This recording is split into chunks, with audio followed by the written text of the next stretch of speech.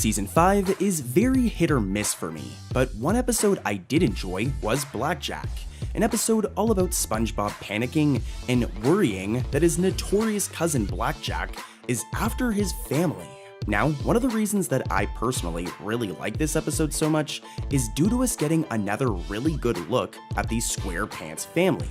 With SpongeBob visiting his parents' house, his grandmother's house, you guys know I love Graham SquarePants, and even a new character, his uncle, Captain Blue SquarePants. And this is actually where we can find our mistake, with it revolving around good old Blue SquarePants' house. As you can see, during this shot, Blue has grass around his house, by his garage. It's really important to watch by his garage, you can see it right here. Well, later on, when SpongeBob returns to Blue's house, his outside is completely different, with there now being sand beside the garage instead of grass, thus making for a really weird continuity error. I know SpongeBob does cut the grass at one point, but it wouldn't turn the grass into like sand. So yeah, here's a clip with audio. Uncle Captain Blue, I need your help. Well, if it isn't little SpongeBob. Land a firm one on me, Bobby. I need you to help me rescue my parents. Sure, little Bobby. I could use some help with the lawn, but you're gonna need this to do the job right. Uncle Captain Blue, I need to help my parents. They're in danger. And last but not least, our final mistake can be found in the very first episode of Season 8. Accidents will happen. In this episode, Squidward has a nasty fall and gets himself injured at work. But this results in Mr. Krabs becoming incredibly paranoid that Squidward is going to sue him. So he starts treating Squidward very different. He starts acting nice and treating Squidward like an actual human being and not just a cashier like he normally does. Now during this scene, where Squidward is seen with the Krabby Patty, the Krusty Krab menu is incorrectly spelled as G-A-L-L-Y, grub, when it's actually supposed to be spelled as G-A-L-L-E-Y, grub. Also, when the camera returns to Squidward's face and body, both the menu and order here signs are just gone. They've disappeared. I was at the register, giving it a nice shining between orders, when something caught my eye. A patty bun with 10 seeds instead of 11. I wasn't about to stand idly by and allow a customer to go without all his guaranteed nutrients and vitamins. And furthermore, I will carry out my duty. Crime and punishment, punishment and crime, and the hall! Which reminds me of an extremely long speech written by the greatest hall monitor of all time. For this next one, we're going back in time to the good old days of SpongeBob with Hall Monitor. This is a fan favorite of an episode where Mrs. Puff makes SpongeBob Hall Monitor for the week, but SpongeBob takes it way too seriously, fam, and starts going around thinking he's like a real cop. I'm gonna show some funny clips from this episode first, but then we're gonna get into 2 spicy mistakes. I'm the open window maniac! Patrick! Patrick! Patrick! My ice cream! It's alive! The maniac's in the mailbox! I love this episode, dude, and as a matter of fact, Grapple Gang, after I'm done making this video, I'm literally going to go and watch the episode, and you should too after you're done watching this video, of course. But here's the first mistake. Let's take a look at this. Poor rookie. All right, I'm on my way back. Hurry, SpongeBob! I think it's getting dark. Just put on your siren, I'll be right there. This one happens really fast, guys, and I had to rewatch the scene multiple times to even catch it, but during this scene where Patrick says it is getting dark, if we look, some of these buildings right here move slightly to the right. Here's a side-by-side where you can see before and after, and just, yeah, they slightly just move randomly. Very weird, and here's another mistake from this episode that's just as weird, if not worse. Afternoon, son. Hello, brothers. Son, We're looking for the maniac. Like I said, this one is way worse. So, when the police officers arrive and ask Patrick about the maniac, and they just like make fun of him about it, it's really funny, there is a massive mistake with Officer John Slugfish over here, specifically his eyes. As you can see, he is an orange fish, but during this one shot right here, the animators made a mistake and gave him the same like eyelids as the other police officer. So he's orange, but if you look, his eyelids are green, which is totally a mistake. His eyelids should be orange. As a matter of fact, here's a quick shot from earlier on in this scene, and his eyelids are orange, but in this one shot, they're green, which is a massive mistake, dude. Like a really bad mistake too. Not as bad as this next one though, guys. Let's head over to another episode. Our next mistake can be found in the episode Bossy Boots, but let's just get right into it as it's kind of complicated. So during this scene, as you can see, there is this car in the background, okay? It's there.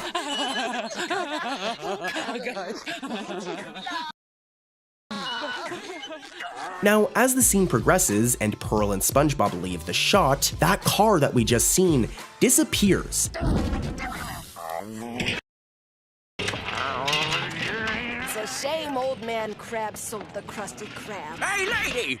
Do you know where we can get something to eat around here? That's it. I quit. It didn't drive away because it happens in like seconds. It seems the animators drew it, as you can see here, but then forgot to include it in the next shot, thus giving us a weird mistake. And hey, that ain't it, as during this scene, we have another mistake. So as you can see, in this picture of a sea unicorn, the sea unicorn has a horn on its head. You can see it right here. Reduces stress for only 5 easy payment to $9.95. Mr. Krabs, Pearl is ruining the Krusty Krab. But for some reason, later on in the shot, the horn just disappears during this shot. Barely saving the Krusty Krab. What would we do without these beautiful $20 sea unicorn wall hangers? The animators just forgot to draw it again, thus making for another really weird mistake. Like, geez, this episode is full of mistakes, and guys, I've got some crazier ones coming up, so stay tuned. Next up is the Season 8 episode, Smooth Jazz at Bikini Bottom. This episode is all about SpongeBob and Squidward trying to sneak backstage for a concert after they end up losing their passes. The concert's a Kelpie G concert, which is hilarious to me. Kelpie G is iconic. But anyways, here's some clips from the episode. See all you fellow Kelpheads at the show. Just keep your friends' outbursts under control. I just love this tune. Hey, a fellow mellow jazz dazzler. What's happening? Nothing like a little accompaniment to bring out the genius of Kelpie's kazoo playing, huh, guys? Thanks for the grub. We're in, SpongeBob. Now I'll finally get to meet the incomparable Kelpie. Hey, this is a private area. Only people with backstage passes can come back here. Read my lips. No backstage passes, no entry, huh? Yeah, I love this episode. I think it's really funny, and I always love when SpongeBob and Squidward are kind of forced to like team up together. But what isn't so funny is the mistake in this episode. Let's see if you guys can catch it. Your winning caller number 102. Not only have you won 2 front row seats, but you and a friend will go backstage to meet Kelpie G himself. Me and a friend. Oh, can you believe it? We're gonna meet your hero! So nice to be surrounded by such kindred spirits. Who's ready for a Kelpie G concert tonight? Was it you who brought the raucous miscreant? Me? No, of course not, no. It's very easy to miss, but here's the thing. When SpongeBob and Squidward are at the Kelpie G concert, they are the only ones with backstage passes, even though everyone else should also have a backstage pass, right? Like, this was such a main plot point of the episode. Why don't all of these other Squidward-looking head dudes have their own backstage passes? So yeah, weird mistake. Go! Giddy up! It's the holiday season, so let's kick things off with a snowy, Frozen episode. I'm talking about Frozen Face Off from Season 8. This episode is all about like a worm sledding race, which is really cool, but more importantly, it's what you guys are here for. It has some mistakes, 3 to be exact, and they're really rough. Here's the first one. Let's see if you guys can spot it. chum bucket, now serving Krabby Patties. We're too late! We'll see about that, boyo.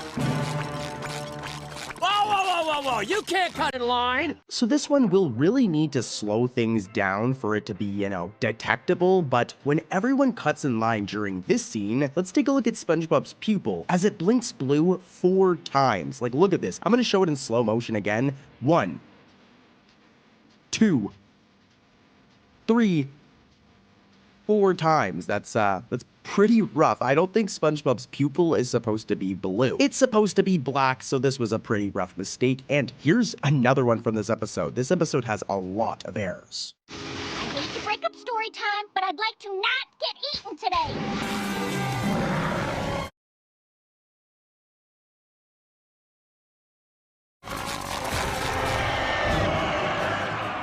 So this one you really need to be paying close attention to, just like that last one. But after Sandy says, "I'd hate to break up story time, but I'd like to not get eaten today," same Sandy, and everyone starts running towards the sleigh. Let's take a look at our favorite little yellow sponge over here, as the right side of SpongeBob's white shirt is for some reason red for one single frame. Like, I'm zooming in right here and it's red. This is how SpongeBob's pants normally look right here. Here's a shot from like another episode, but in this one scene, it's just red right here, which is totally a mistake. And guys, there's another one in this episode. It's wild. Roll the footage. You single-handedly saved your vessel from certain doom! Nope.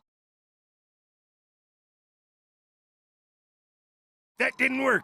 Dude, the mistakes in Frozen Face-Off are really, really bad, and this next one is the worst. So, when Mr. Krabs says, "Nope, that didn't work," let's take a look at Mr. Krabs, as there's this weird orange spacing between his eyes for a frame. Like, this is really weird, dude. Like, I'm gonna zoom in right here. Look at this. I'm circling it. This little orange spot should not be here. It should just be the sky behind them, like the background. So, really rough mistake, man. And guys, there's more. Let's head over to another episode with an even worse mistake. Let's do it. Let's go. You're gonna work here. You'll need an official Krusty Krab hat. Say, that's a pretty neat trick. I'm gonna get some extra mayonnaise from the back. No mayonnaise!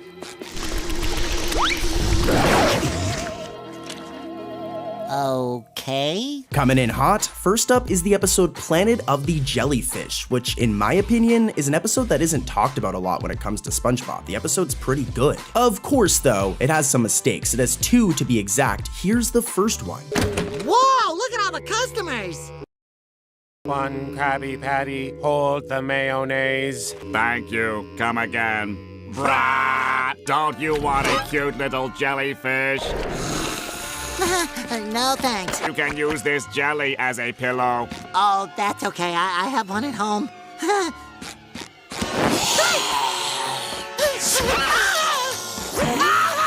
So take a look at this dude over here, Incidental 27. As you can see, he has a tail fin. It's right here, all right? You can see it right here. Well, the mistake is that when SpongeBob first enters the Krusty Krab during this scene, Incidental 27 is missing that tail fin. It was there in this shot later on in the episode when he's seen growling at SpongeBob, he has his tail again, well, his fin tail again. Yeah, definitely a mistake here. For this one shot, it's just missing, and that's not supposed to happen. This next mistake also wasn't supposed to happen. Keep those eyes peeled, and let's see if you guys can spot it. Aw, look at him, the little angel. Good morning, sleepyhead. We wouldn't want anything to happen to you while I'm at work. You better stay in here where it's safe.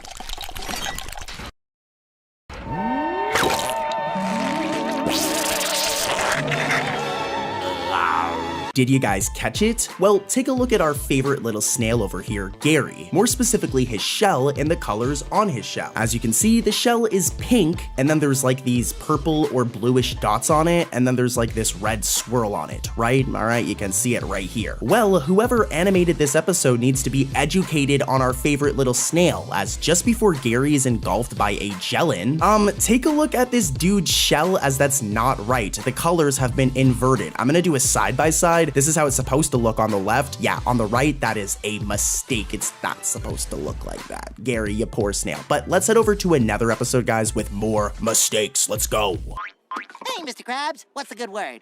Well, actually, SpongeBob, there's 2 words. And they're not very good. You're fired. Let's head over to season 9 for this next one. The episode is SpongeBob You're Fired, an episode all about, well, SpongeBob getting fired. He gets canned, bro, and has to go and work at all of these different fast food restaurants. Like, I'm gonna get into the mistake really quickly, but also real quick, here's a little highlight of all of the different places he works at. I'll make it really quick, and then we're getting right to the mistakes. What in the name of Davy Jones's gym shorts are these? They're weenie patties. What have you done? You turned an innocent pizza into a pizza patty. It's some sort of burrito patty. And take your noodle patty with you. Yeah, SpongeBob gets around in this episode, and now I'm just hungry. Like, all of these different places, like a hot dog place, I'm hungry. But anyways, what I'm also hungry for are these mistakes. Here's the first one. Oh, I'm sorry. Here I am wallowing in my misery, and it's past your dinner time.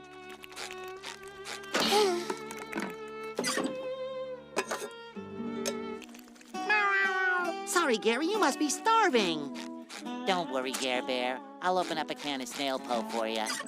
Oh no, we're all out of snail po. This is another complicated one where you guys gotta pay close attention. So when SpongeBob goes into the cupboard to get some snail food for Gary the first time, if one looks closely, one can see that there are multiple cans inside right here. Look at all of those cans of food. Gary's fed for weeks, but we have a continuity error as when the scene progresses and when SpongeBob says, I'll open up a can of snail po for you, while opening the same cupboard, now it's empty, and I highly doubt that SpongeBob just fed all of these cans. I'm showing it on screen, the original shot of the cupboard. All of these cans of food, I highly doubt he fed all of them to Gary in a matter of seconds. So this was a continuity error. First, there were a ton of cans, as you can see, and then the shelf is just empty. Like, what? Weird mistake, and here's another one.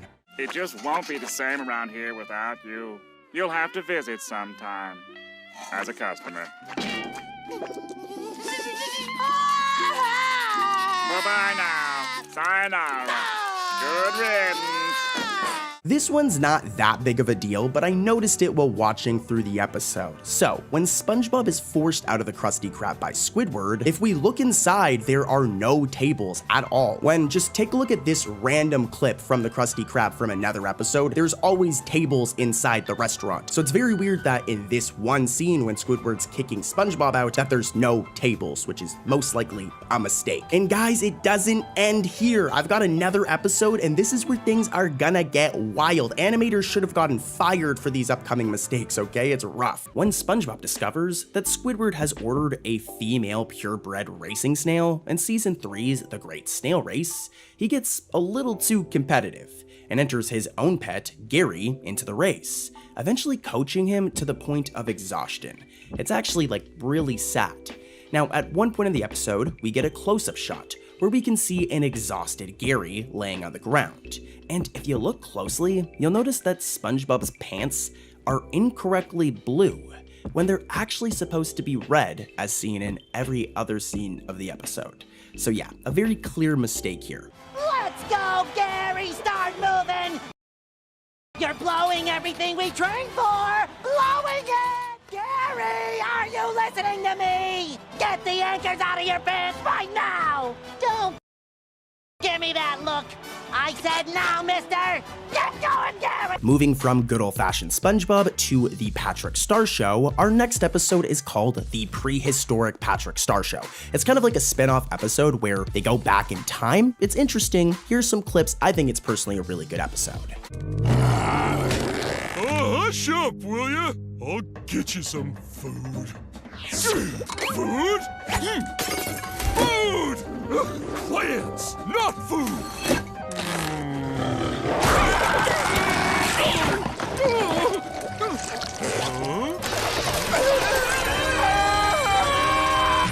Finally, food! Food? What do you mean, food? I'm doing my laundry.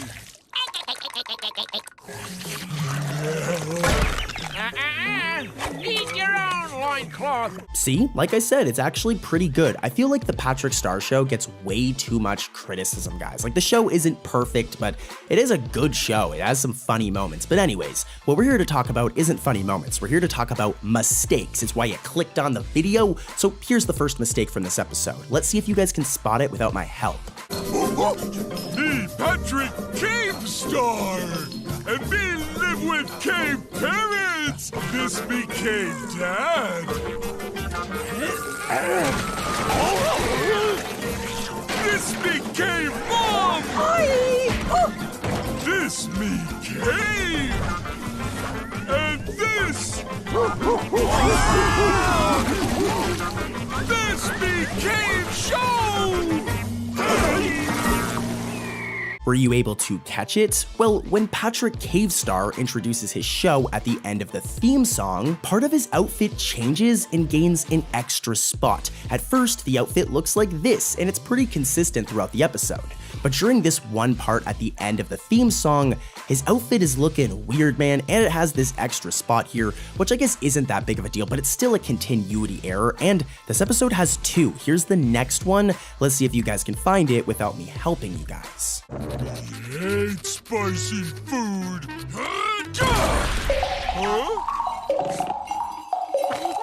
Dinosaur milk ice cream.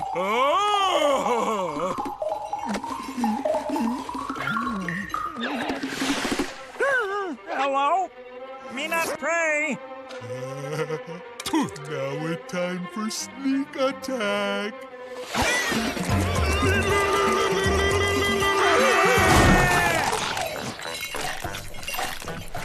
Hey, that's me ice cream! This one happens fast, but when Patrick Cavestar finds a prehistoric version of Walter the Waiter selling dinosaur milk ice cream, this is a really cool reference because it's the same dude from the first SpongeBob movie, from Goofy Goobers. He makes these sundaes, as you can see right here. But anyways, when Patrick Cavestar finds him, Patrick's brown beard is just missing. It's just, they forgot to draw it during this one scene, and it's pretty funny. But let's keep the video going, guys, and head back over to SpongeBob. This next episode is hilarious. That gooey little varmint's mighty hungry. It may not look like much to you and me, but this here's 4-star dining to a snail. But old Patrick here don't seem ready to share his meal. I'm gonna make this one quick because the mistake is pretty subtle and the mistake happens really fast anyways. The mistake can be found in the episode Gary and Spot, and roll the footage. Locked doors are never a problem for a snail like Gary.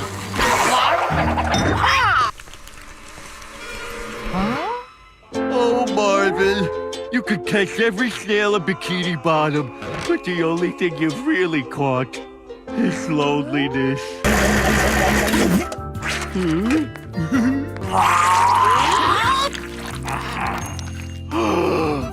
He's beautiful.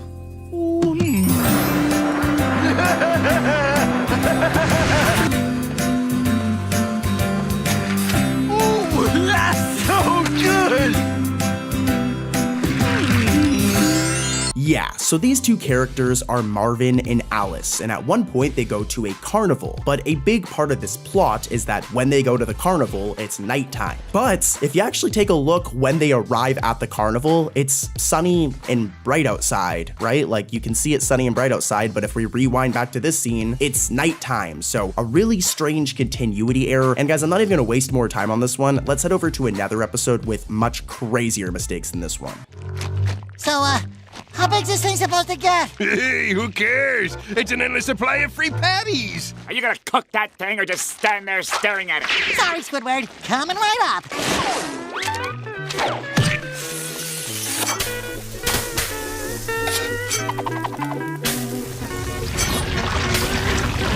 Oh my goodness! Man, this season 8 episode is a mouthful. I'm talking about the Krabby Patty that ate Bikini Bottom. Like, what a cool episode. This episode is so good. It has lots of really cool animation. You know, season 8 is very hit or miss. I say this about a lot of the seasons, but this is a good episode in terms of season 8. And as a matter of fact, before we get into the mistake, here are some awesome scenes from this episode. There's a lot of really cool animated scenes. We'll get right into the mistakes after though, so stay tuned.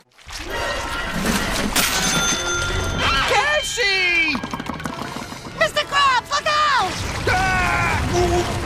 Out of my way, you boobs! Plankton, you're going the wrong way! Turn back or be crushed by a giant monster! I can't hear you! I need to see this! Ooh, it's gorgeous!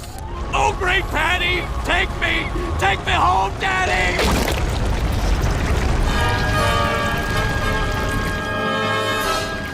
Snookums, look out! You've got to promise Mommy you'll be more careful. Neptune knows what she'd do if you were swallowed by the putrid ooze that's running rampant in our streets. Lots of really cool scenes in this episode, as I said, but there's also a mistake. Let's take a look at this mistake right here.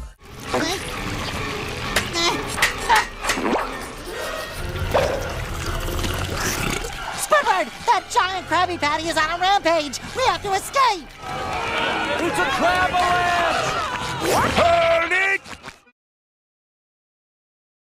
And just what is it you two think you're doing? Yeah, so well in the kitchen closer to the ending of the episode, this Krabby Patty right here eats SpongeBob's left shoe and sock, alright? You can see it right here. We can even see SpongeBob's bare foot for a second. But here's the problem. When SpongeBob and Squidward try to exit the restaurant, they reappear now for no apparent reason and remain like this from the rest of the episode. Like he just randomly has his left shoe and sock back. Now, who knows? You know, SpongeBob works here. Maybe he has an extra pair of socks and shoes at work. You know, that would justify this. Or maybe it's just a children's cartoon and I'm overthinking this one small little continuity error. That's probably what it is. So let's head over to another episode with a much more blatant mistake that we cannot ignore.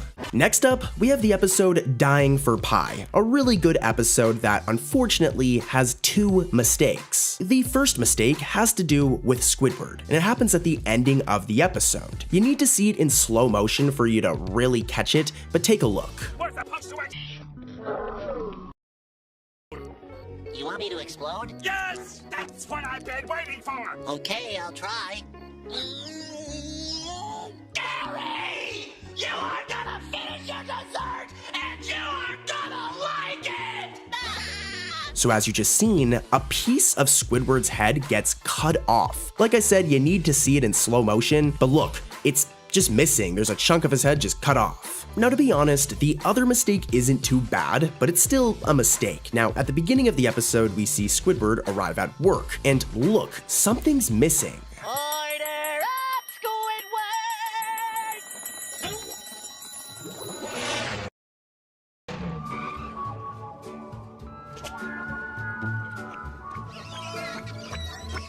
Normally, the chum bucket is across the street from the Krusty Krab, as you can see in this shot, and there's even a little path. But in this episode's opening shot, the path and the chum bucket are gone. Next up, I've got 3 mistakes revolving around signs in the Krusty Krab, and these are complicated, guys, so listen closely. So as I mentioned earlier, in the Krusty Krab, there is the Galley Grub menu, the menu with all of the different food items. There's also an order here sign, okay? But these have major errors throughout the episode. Let's see if you can catch the order here one. Can I have a job application? I brought my own spatula. I called earlier, but I hung up because I was nervous. Do you have references? Wait! If that was you on the phone and you on the bus, who was flickering the lights?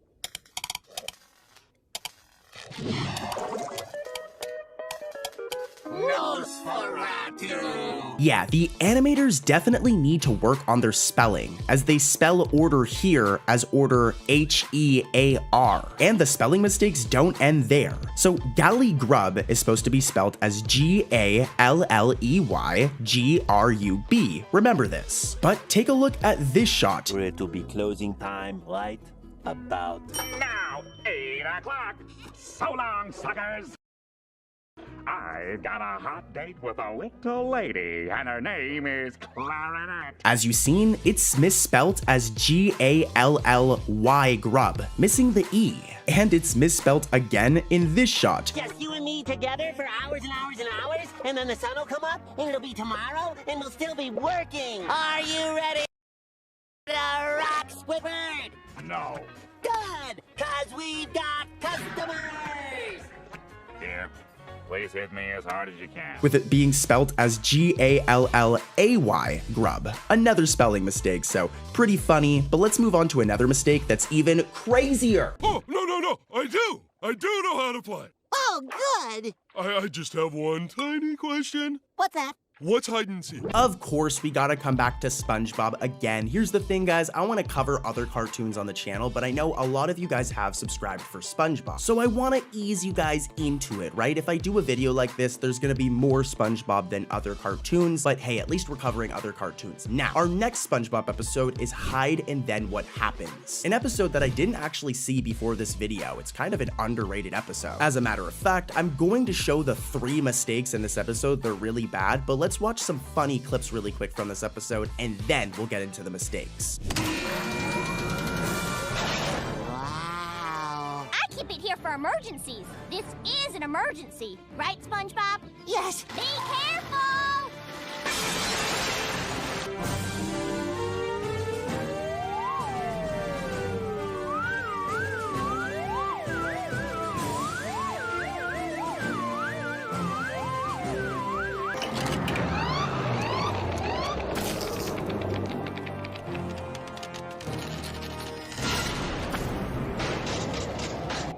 Welcome to the end of the world. Cafe and gift shop.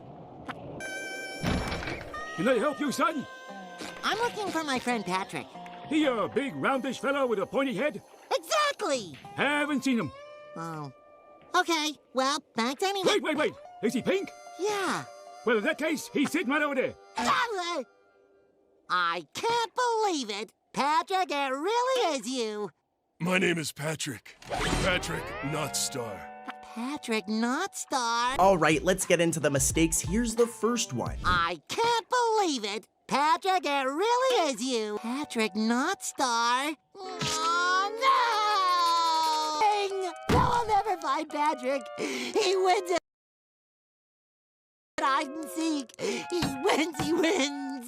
So he wins. What's so bad about that? Who caught it? I know one of you guys caught it, at least one of you guys. So, when SpongeBob says he wins at hide and seek, he wins, something is going on with the homie's eye, bro. Like, what? It turns partially yellow. It's not entirely yellow, but look right here, I'm zooming in and I circled it. Yeah, it's not supposed to look like that. It's like a little bit of yellow on his eye, and it's very, very strange. Definitely a mistake, guys. Like, how did this even happen? Here's another one from Hide and Then What Happens, though. It's spicy. 1, 2, 3, 4. Why is he counting? I guess I'll just go home. Maybe later he'll want to play a game or something. Now, where is he hiding?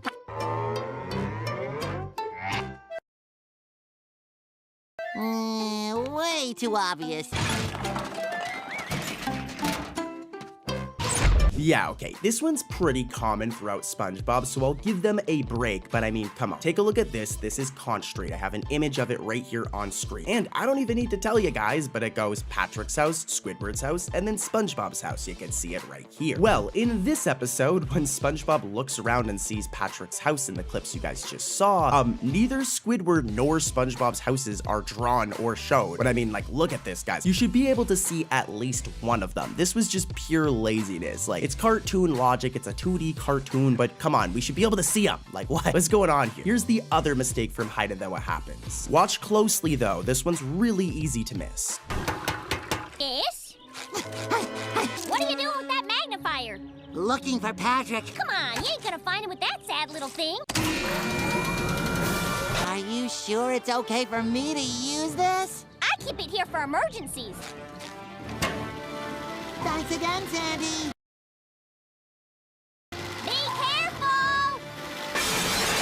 I'm a total nerd for pointing this one out, but a submarine, all right? A submarine needs to be in water in order for it to like move around, all right? So you guys can already see the problem in the clips we just showed. The submarine should not have been able to move well inside Sandy's tree dome as there's no water in it. This is why SpongeBob nearly drowns in Sandy's debut episode, He at the Tree Dome, as you can see here. What makes things even worse, or I guess makes things even more funny, is that the submarine shows bubbles being made from the propeller water from inside the waterless Treato. So yeah, not only should it not be moving, but there also shouldn't be bubble animations as if it's in water. Very, very strange. Now, I've got another episode of SpongeBob for you guys, but before that, it's time for the random mistake of the day, where I cover a random mistake from a random cartoon suggested by you guys. Then we get right back to SpongeBob, of course, but this lets us cover cartoons we wouldn't normally cover. And today, we're going to be doing Jimmy Neutron, more specifically the episode Birth of a Salesman. The mistake has to do with this character here, Hugh. I'm showing a PNG of him, who's the father of Jimmy Neutron. Watch him closely, roll the clip. I'm winning this contest. Oh, really? May the best salesperson win. Oh, selling candy, eh, Jimbo? Well, you have come to the right dinner table. Welcome to the Hugh Neutron School of Salesmanship. You be the person who's not the traveling salesman. Knock, knock, I can see. But can yours talk? Yeah. My name is Forky. You're pretty. Hopefully you guys caught that. If you didn't, Cartoon Corey's got you covered. So, at the dinner table scene that you guys just saw, when Hugh says, "Welcome to the Hugh Neutron School of Salesmanship," his torso can be seen clipping through the tabletop. I don't think I need to explain this to you guys. His body should not be able to go through and pass through a table. He's not a ghost. He's a solid human being. This is definitely a 3D animation mistake. These are the types of mistakes you see in 3D animation because everything's 3D modeled, and what's happening here is Hugh's 3D model, his character model, is clipping through the 3D model of the table, and it's just kind of fun. So yeah, interesting mistake. If you guys want more Jimmy Neutron in the future, let me know. And back to SpongeBob. Patrick, wait! Let me call a locksmith! No, I don't need any old locksmith. Patrick! Patrick, Patrick! Don't you think maybe that you shouldn't... Man, this card is fantastic! See, I told ya, we're back with regular SpongeBob, and we're gonna be talking about the episode The Card, which has some hilarious scenes. Here, take a look at some of these hilarious gags from the episode. The episode actually really hits. It's a good episode. Ooh, Mermaid Man's bubble-powered wheelchair from season 12! Oh, and Barnacle Boy's bunion! Holy scallops, these must be the most valuable cards in the world! Those cards aren't worth nothing. I wouldn't put those cards in the spokes of my bike. Oh boy, let's see which card I got. Is this a good card, SpongeBob? No, it's just another... Mermaid Man says... Buy more cards! Number 54! That's the best card there is! I can't let anything happen to that card! Mermaid Man and Barnacle Boy would never forgive me! Patrick, look out!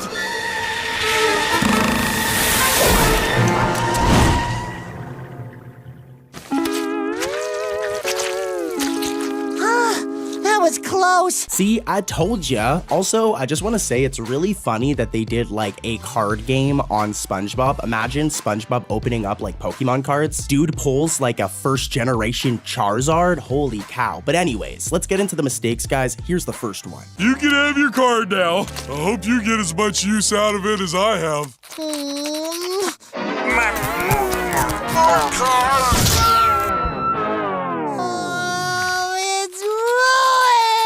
I'll never have Mermaid Man card number 54, the special talking one! Well, what about these?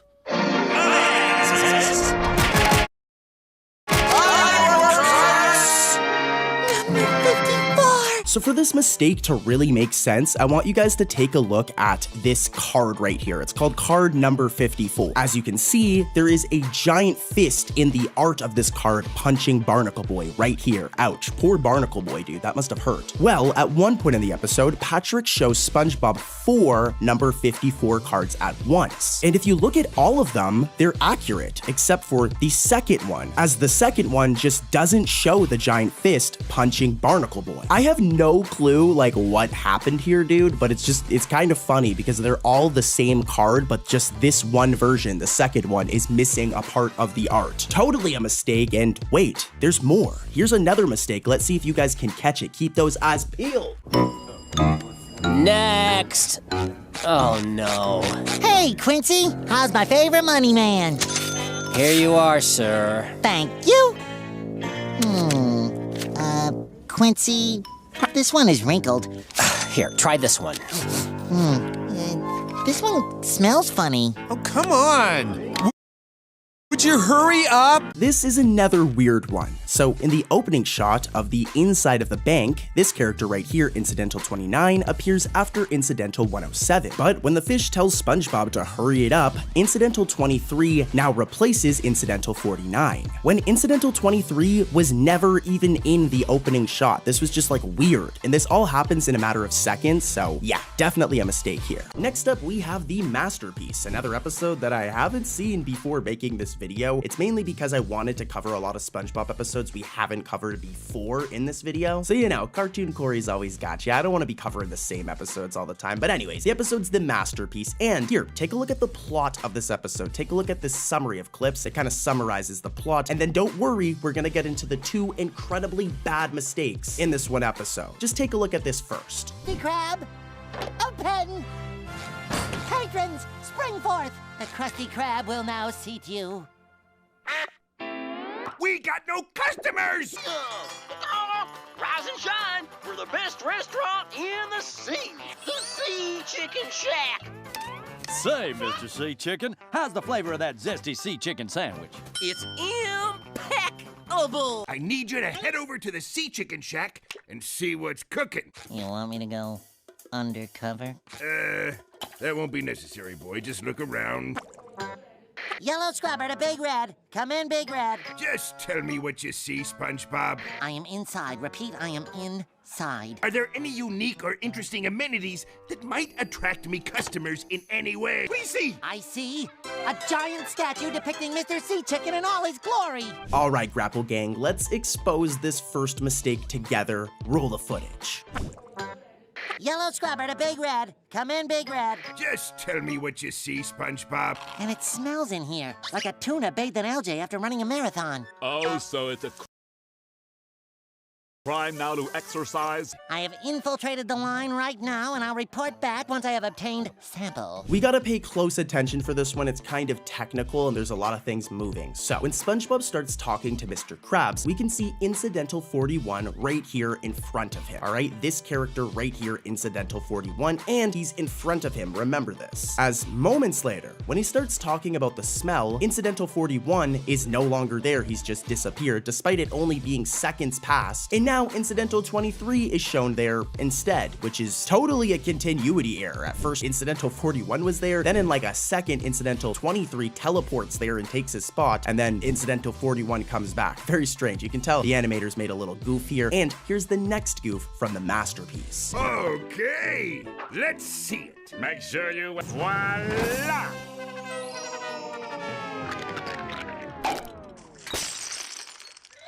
SpongeBob! Reporting for duty, sir. I'm gonna need you to frolic and play on this here doohickey. I read you loud and clear, Captain. Loud and clear.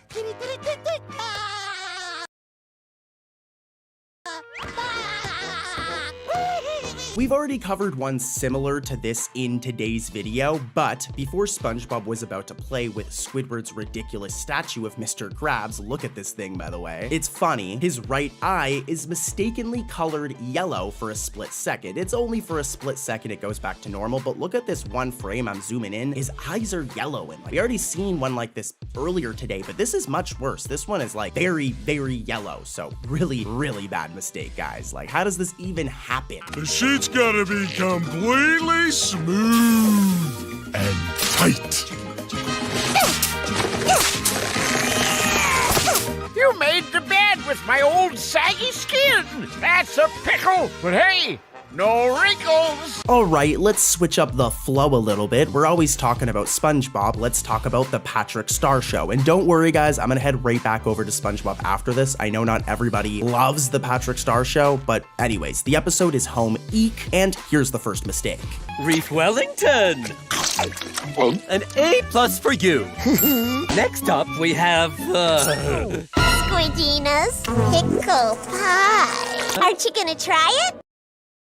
You tried all my other projects. So this one is a blatant animation error, but when Squidina says, "Aren't you gonna try it?" take a look at her arm, as it's layered behind her sleeve. As you guys know, an arm is supposed to go through the sleeve, but in this one shot, her arm is behind the entire sleeve, which is just like a blatant mistake. And here's another one from this same episode. Your other project. I might have left some pins in it. Excuse me? You've got something on your shirt.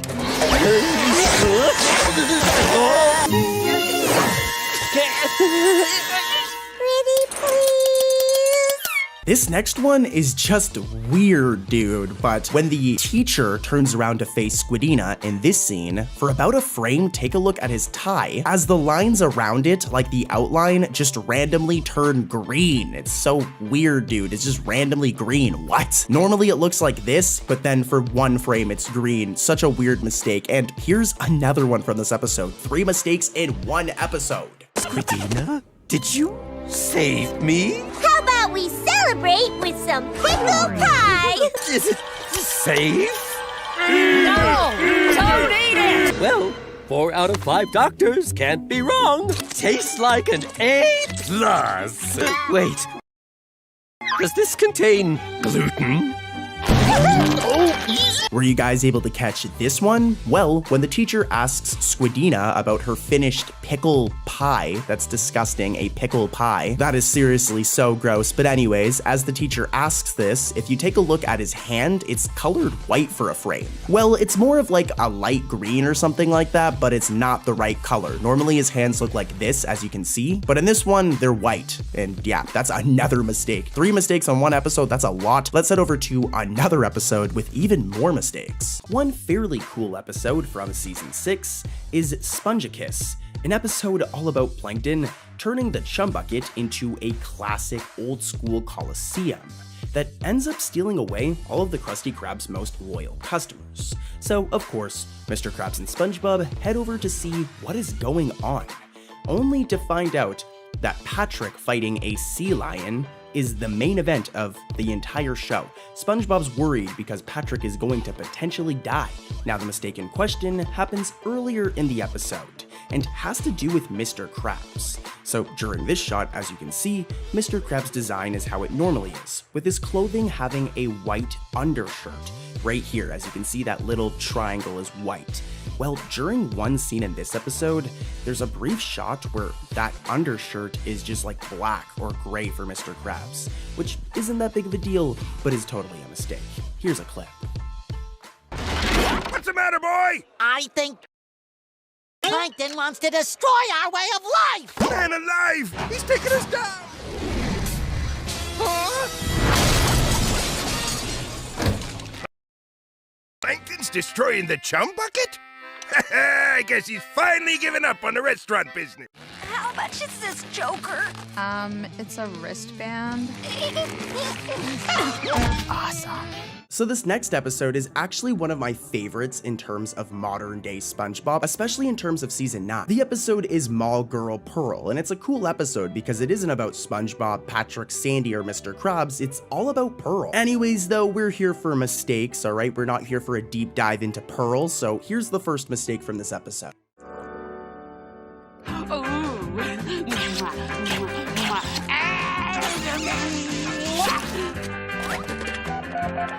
No!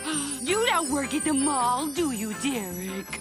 No, but all my girlfriends do. So this one is a bit of a nitpick, but it's still technically a mistake, and listen closely because it's kind of technical. But when Pearl first reads her Coral Cuties magazine, we can see that the magazine's name on the back is shown in yellow text. Remember this, alright? It's yellow text. However though, after Pearl puts it down and the scene progresses, look, that yellow text, which was yellow, is now red. It just randomly changes. Also, as you guys can see in this shot, when Pearl's reading the magazine, this guy right here, Derek, is on the back of the magazine. We can see her looking at it. However though, when she puts the magazine down, look, Derek has just completely disappeared from the back of the magazine. He does reappear when she picks it up, but yeah. Very, very messy, and here's another mistake from Mall Girl Pearl. Daddy! Guess what?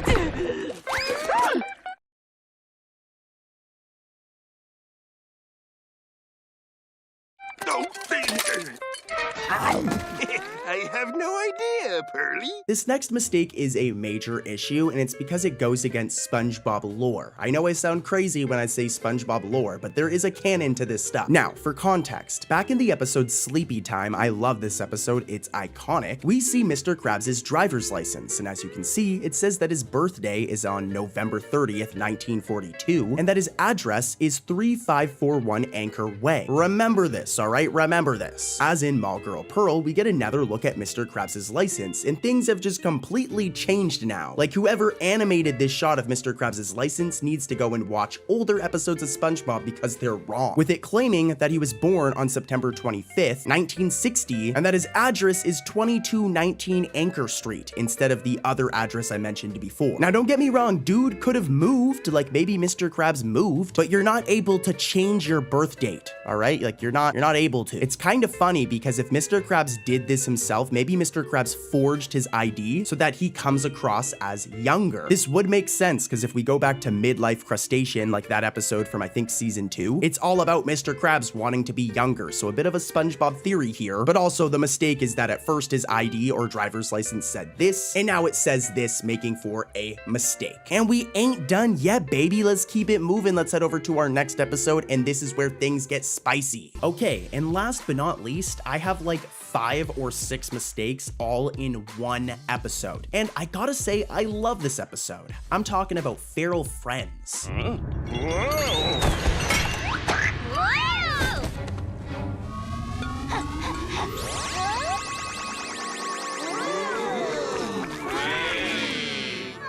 fishy's going on here. Atta girl, sissy. Look out, Bon.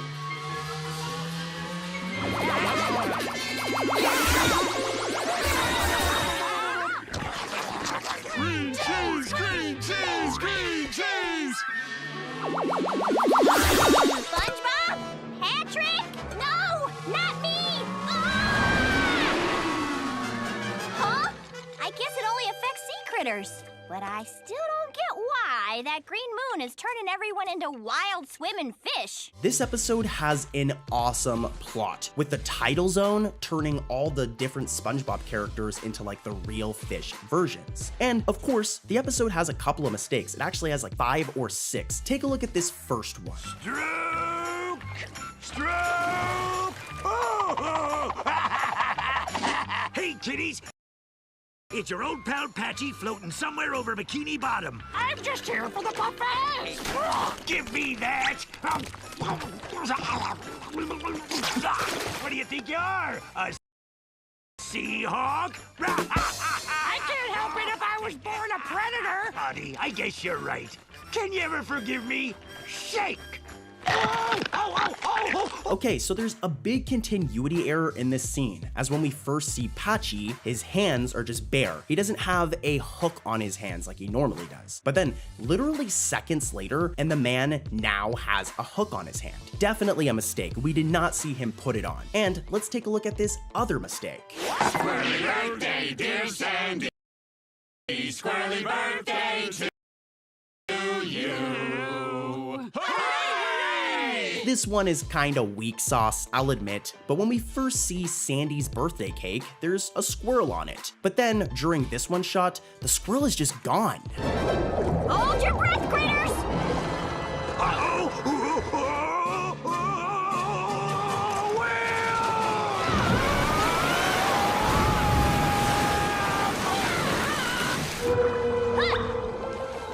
Thanks for the lift, Pearl! Don't you worry. Nobody's gonna eat you guys on my watch.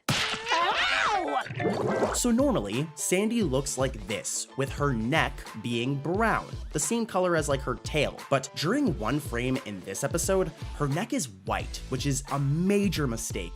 And of course, I've got one more, guys. This one's spicy.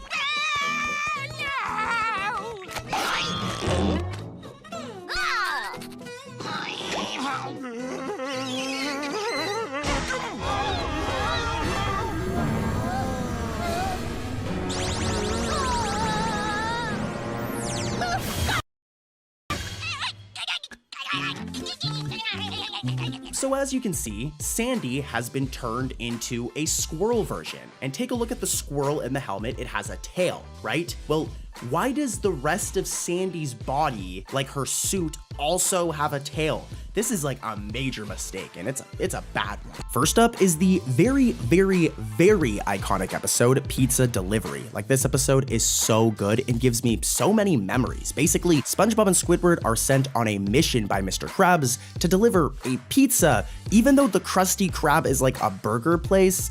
Here's some clips from the episode. They are hilarious.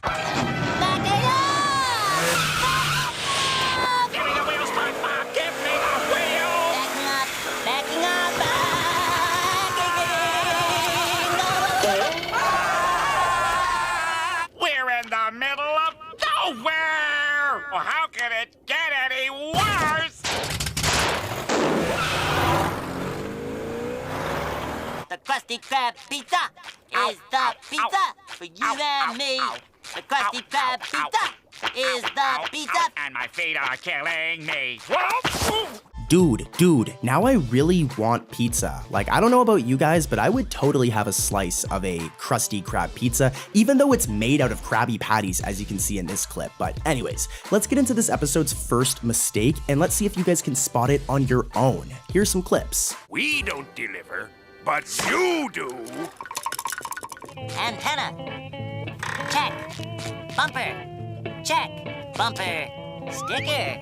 Check. Okay, so here's what's going on here. When SpongeBob checks the tire pressure on one of the car's tires, the hubcap disappears. Originally, there is a hubcap, as you can see in this shot, but during that one scene, the hubcap is just gone, making for a weird continuity error. And there's more. Here's mistake number 2. Keep those eyes peeled. Front end. Check. Antenna. Check. Bumper. Check. Bumper. Sticker. Check. Back it up! Give me the wheels, SpongeBob! Give me the wheels! Backing up,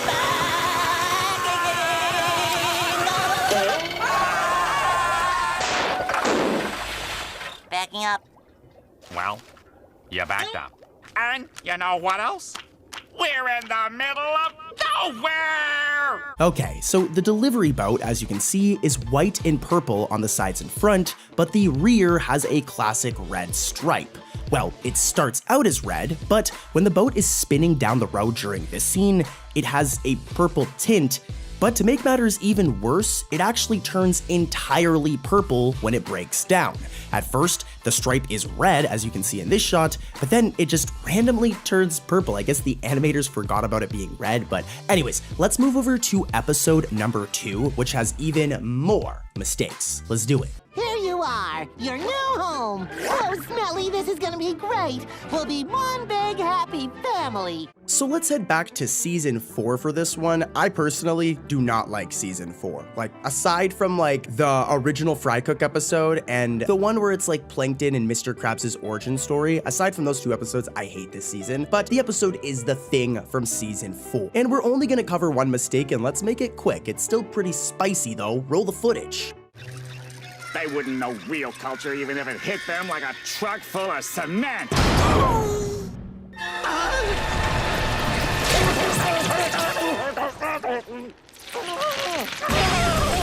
So for this one, guys, I really need you to listen closely as it's kind of complicated. So I want you to look at this scene, look at the background, all right? Before Squidward hits the cement truck, as you can see, the environment is a street, all right? They're on a street. It's right here, you can see it. But after Squidward hits the cement truck and rolls down covered in cement, poor Squidward, dude, like imagine getting covered in cement. Look at the scene now as it changed from that street to like a grassy field. Like this is really weird. I'm gonna show a side-by-side of how the background look, and this all happened in a matter of like 30 seconds, so totally a mistake here. The environment and background of a scene doesn't just change randomly. The animators just messed up. And we're gonna keep it going. Here's another episode, guys, with more mistakes. Our ghostly pirates!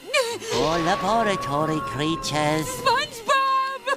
Or green beings from another planet. Okay, SpongeBob, okay! Or bus drivers. Yeah, that's enough! Alright, Grapple Gang, it's time to take a trip down the Tunnel of Glove. This episode has quite a few mistakes, so let's get right into them. Here's the first one.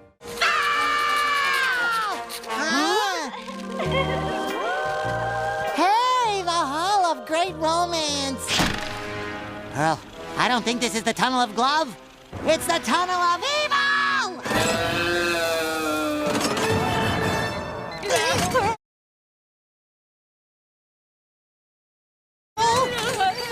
This one's very weird. So in the Hall of Great Romance, the scene you guys just saw, there's this robot right here with a green dress. Now, the dress covers its legs and feet. Remember this. However, when it eventually walks towards Pearl and SpongeBob, look, the dress is just kind of weird now and shows the feet instead of covering it. It's like the dress's design has changed somewhat, and then it's like this for the rest of the episode. Isn't 100% a mistake, but y'all know that that's very weird. And here's one that's actually a mistake for sure. Roll the footage. She's gonna blow!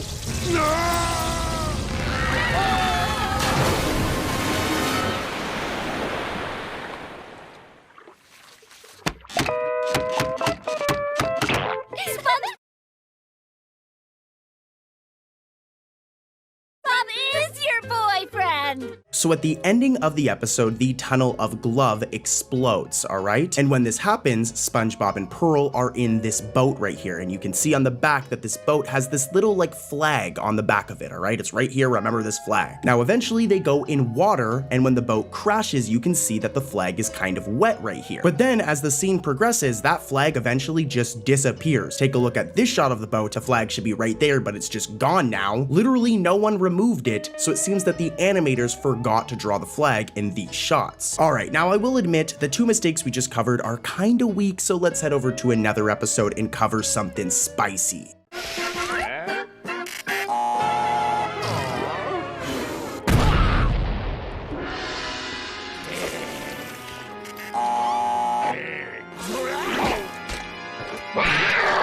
Coming in hot is a season 13 episode. We've got some modern SpongeBob for you guys, alright? Now, the episode is Captain Pipsqueak, and this episode is awesome because we've seen the return of a ton of iconic villains from SpongeBob history. For example, the Tattletale Strangler, and even Dennis. But we're not here for all that, we're here for the mistakes. Here's the first one. A little dumpster dive and I'm in.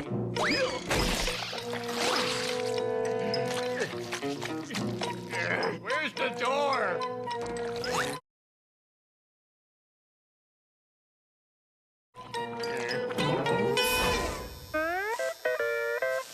Wrong dumpster. So this first one is funny. Now, during this scene where we can see Plankton inside one of the dumpsters, we can see that he doesn't have gloves on based on his hands. Remember this as it's important, because give it a few seconds, and then when we get to this shot, look, his gloves are just randomly back on him again. So this was totally a mistake. You can see that at first, they drew him without gloves, and then they decided afterwards, oh, we're gonna put the gloves on. I highly doubt, dude, just put them on in the garbage, though that would be very hygienic, Plankton. Anyways, though, here's another mistake from this one. Uh-oh. Incoming.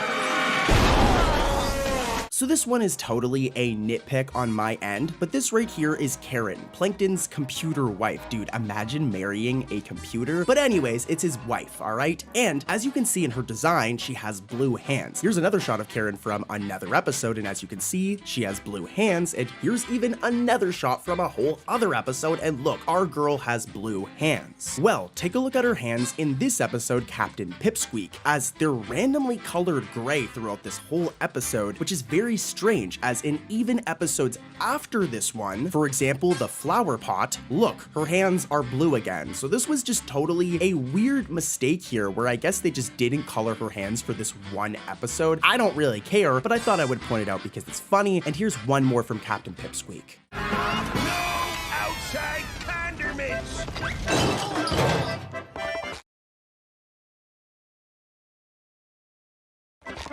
Well, this stinks. This one's very quick, but when Mr. Krabs and SpongeBob walk away after putting Plankton in the garbage bin, let's take a look at SpongeBob because his teeth are yellow. Go brush your teeth, bro. I'm always gonna make this joke whenever we get a yellow teeth error. It's actually a fairly common mistake in SpongeBob, but my boy, go brush those teeth, please. Anyways, though, let's head over to another SpongeBob episode, guys, and stay tuned because I've got some crazy mistakes coming up. And what's up with that squirrel fur? I guess fleas need a home too, huh? Squirrel fur! This next one is going to be a ton of fun, especially for all of the old people watching this, as we're gonna go back to Squirrel Jokes, a season 2 episode, and boy, oh boy, is this one a banger. Like seriously, this episode's so good. I hate to break it to you guys, I'm gonna have to ruin some childhoods as this one has a mistake. It actually has 3, so let's dive right in. Here's the first one. Hey, look, guys! It's the stupid squirrel! I know, let's try and communicate with it.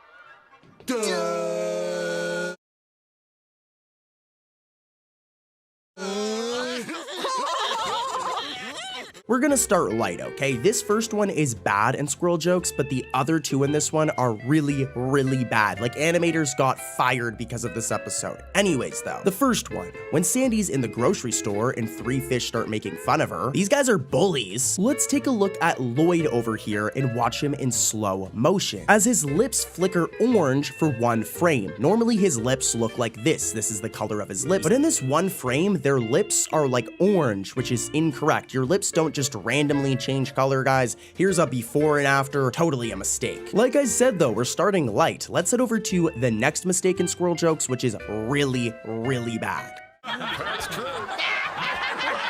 Crabs? Oh, brother. They're so cheap, they can't even pay attention. It's true! I am cheap! Yeah, so when SpongeBob talks about Mr. Krabs in his stand-up during the talent show, if we head over to Mr. Krabs and we freeze at the right frame, our favorite crab over here has no legs. Like, the animators actually drew Mr. Krabs in this shot, in this scene, with no legs. To be fair, this is a season 2 episode, so it's like over 20 years old, but damn, like, no legs is a really bad mess up, guys. Like, I told you this one was bad, I wasn't lying. And there's another one that's also pretty rough in Squirrel Jokes. Take a look at this mistake. But seriously, folks, I want to give a special thanks to my friend Sandy.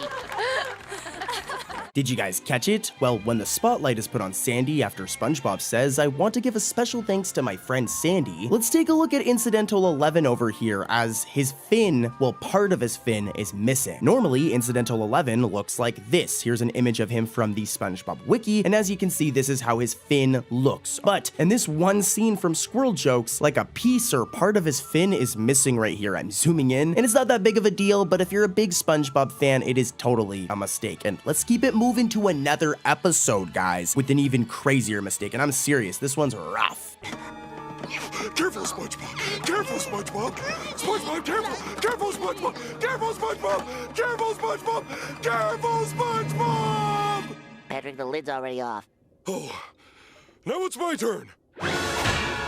I say this all the time, but the best episodes of SpongeBob are from seasons 1, 2, and 3. So I'm stoked to be talking about Wet Painters, a season 3 banger of an episode. You know what's coming though, guys. It's time for that childhood to be ruined. Here's the first mistake from this episode. And 2 of you are to paint the inside of me house. So if I see even 1 drop on anything but wall, so have fun with the job.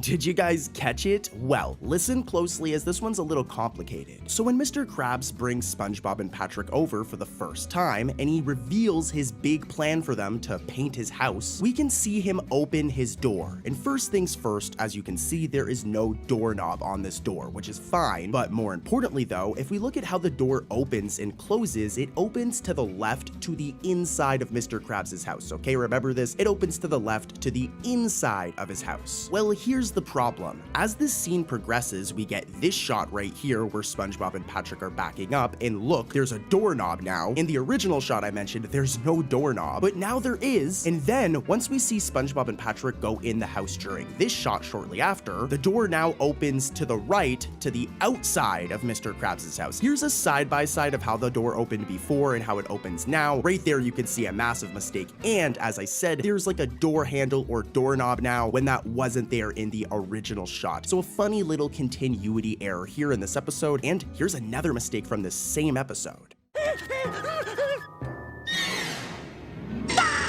Oh, now I see it. Did it work? Nope. Did it work? Nope. Did it work? Nope. Did you guys catch it? This one's pretty quick and pretty simple, but if you really think about it, how did paint get smeared on both sides of the dollar? Here's the scene where the paint actually gets on the dollar, and then it's faced up towards the wall, so like how would it get on both sides? Yeah, I'm overthinking this one, but technically a mistake if you think about it. But guys, let's keep it moving and head over to another episode of SpongeBob, and trust me, you won't want to miss these mistakes. This is where things get wild. Here's another crazy mistake for you guys. It happens very quickly in the episode, The Two Faces of Squidward. I love this episode. He turns into handsome Squidward, but enough about handsome squids or handsome sea creatures. Here's the mistake. Krabby Patty, Squidward had a Krabby Patty, whose buns were white as snow. Excuse me for just a second. Do you mind? I'm trying to work at a fast food restaurant. You might want to try it sometime. I sure would, Squidward. That sounds... Hey, wait a minute. SpongeBob, you already do work at a fast food restaurant. Yeah! Krabby Patty, Krabby All right. I am gonna... well, I don't know what I'm gonna do. So, when SpongeBob and Patrick are in the kitchen, as you can see, the end condiments on this shelf right here, the end condiments are ketchup and mayonnaise. Okay, it goes ketchup and mayonnaise. You can see it right here, remember. But in the next few scenes, this completely changes. And now it's mustard, then ketchup. First it was ketchup, then mayo. Now it's mustard, then ketchup. I guess they could have changed the order, but considering this all happens in a matter of seconds, this was definitely a mistake, guys, and it's kind of a bad one. But hey, let's keep it moving over to another episode full to the brim with mistakes. I knew this can of hairspray would come in handy one day. Who's down there? I have an aerosol can, and I'm not afraid to use it. Speaking of back doors, in the episode Friendiversary, take a look at this. Something's missing.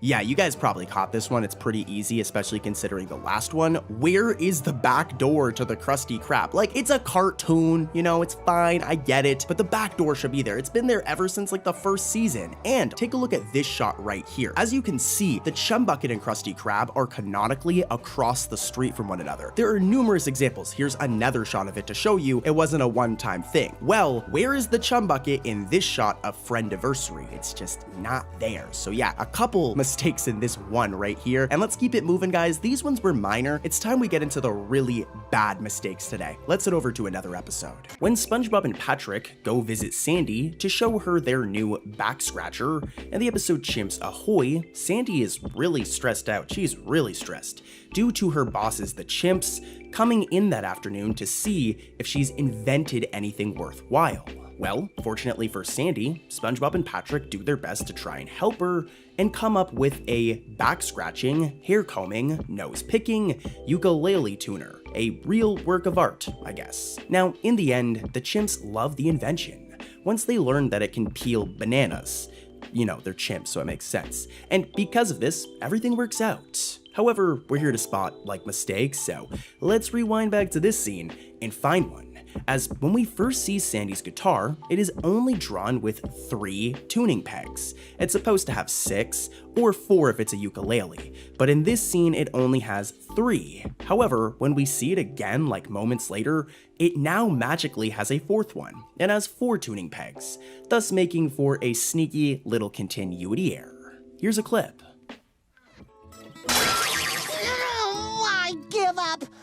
never invent anything.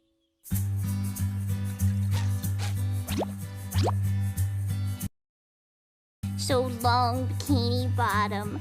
I can't leave without a goodbye. But please don't think bad of me if I start to cry.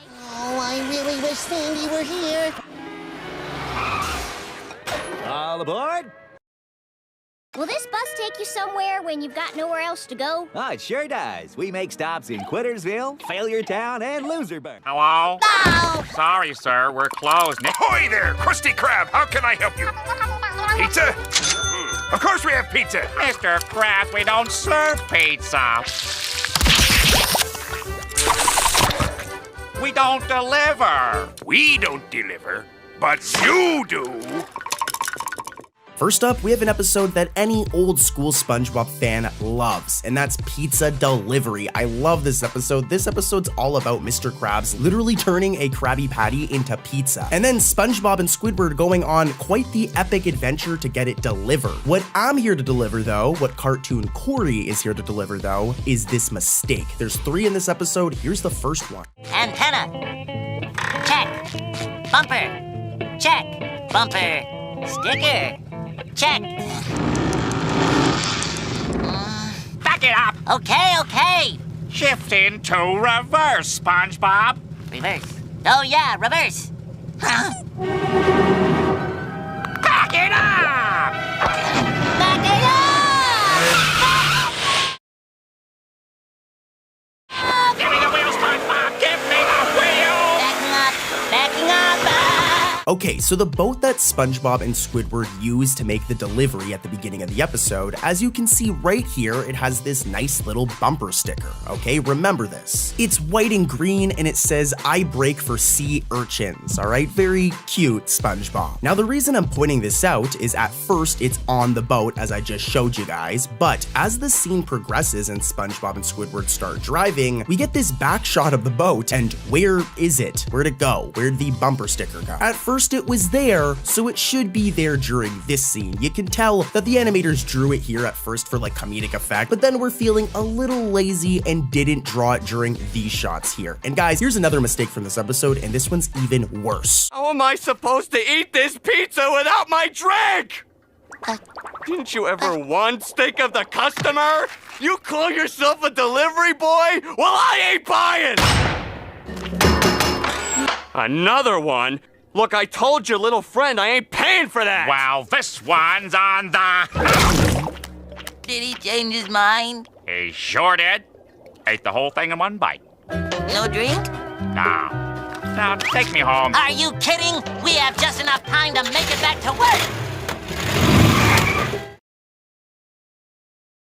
Work.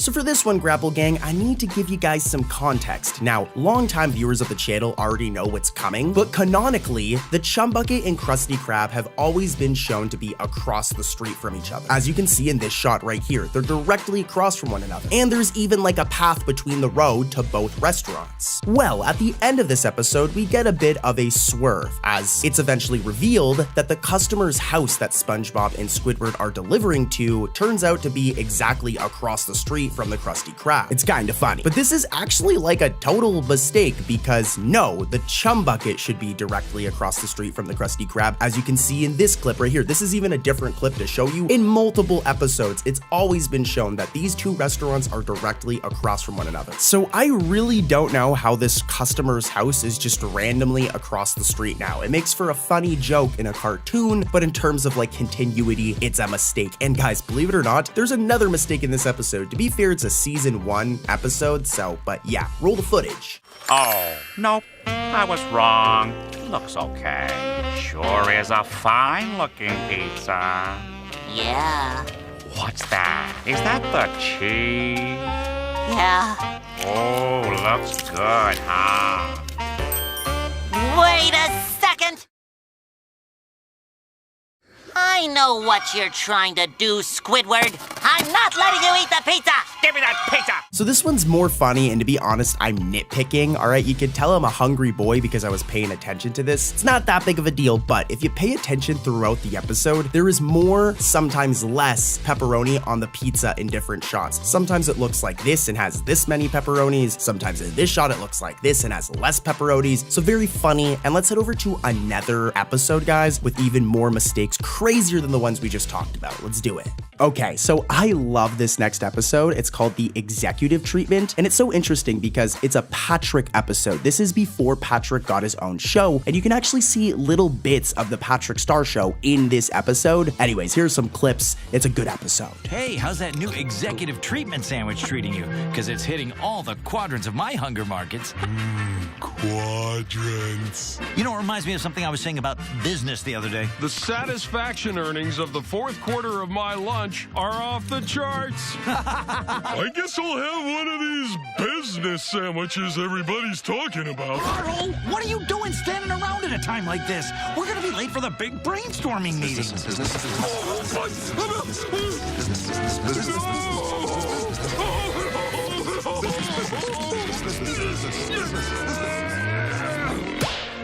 What do you give a disappointed stockholder to make him feel better? A sandwich?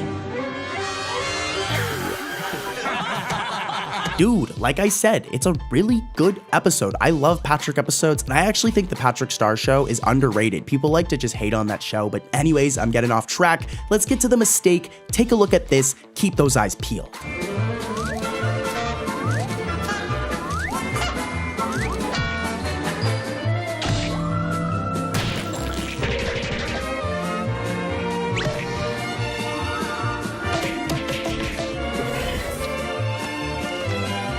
A surprise for you.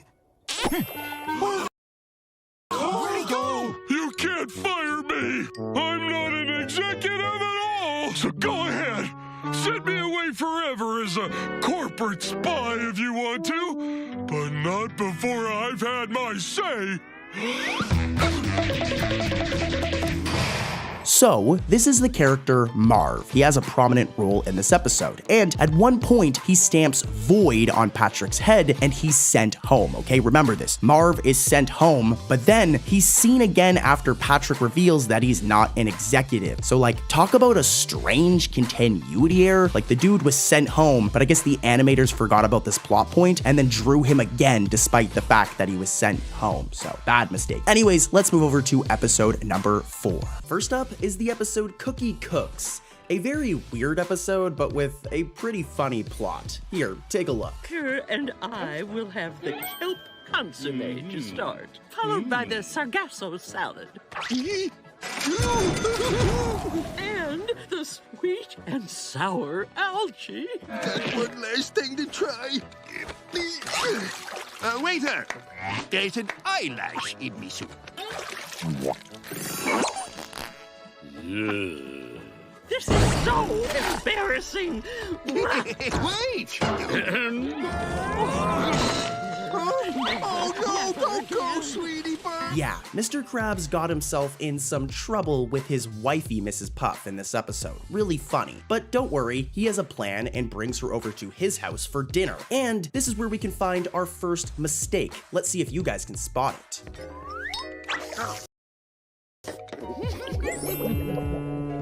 Oh, the sparkling cider is extra fizzy tonight. Now you just relax, Puffkins, while I consult with me very expensive private chefs.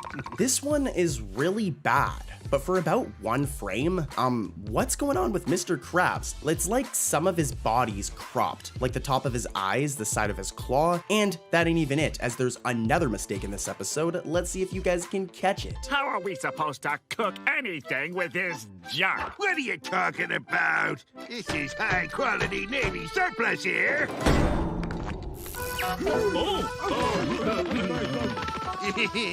So maybe it's a little outdated. Now just get cooking, and the dinner had better be fantastic, or else. This one is just, like, weird, as, look, where's Mr. Krabs' mouth? It's a weird animation error here. You can tell there's something going on with the animation. And we've got another one. Take a look. Just let me check the quality, my dear. Let go of my grab, Bob! I'm famished! That's not food! That's SpongeBob! Now this one is really easy to miss since it only happens for one frame, but boom, Mr. Krabs' claw detaches from his hand. For a whole frame, it looks very odd and was definitely a mistake. And hey, I've got even crazier mistakes coming up, so stay tuned. Back in your seat, trays in upright position, head between your knees. Your mama can't save you now! The episode, Goons on the Moon, is a really good episode. I actually love this episode. There's so many funny scenes. I think even Santa Claus shows up at one point in this episode randomly. So funny. Really good episode. I recommend it. But this episode has an issue, and as you guys can guess, it has some mistakes, guys. It has 2 cheeky mistakes. Here's the first one.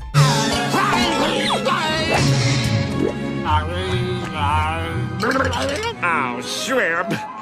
Now where am I? Maybe this one? Are y'all ready to go nuts for some hokey hoo-ha? Third time's a charm?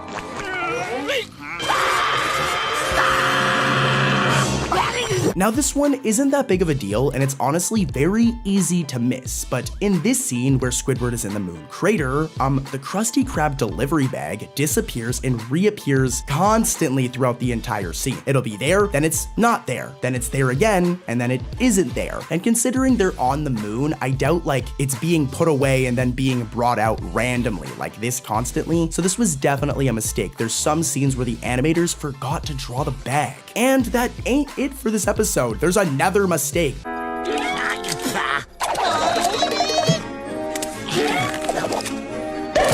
Everything okay back there, SpongeBob?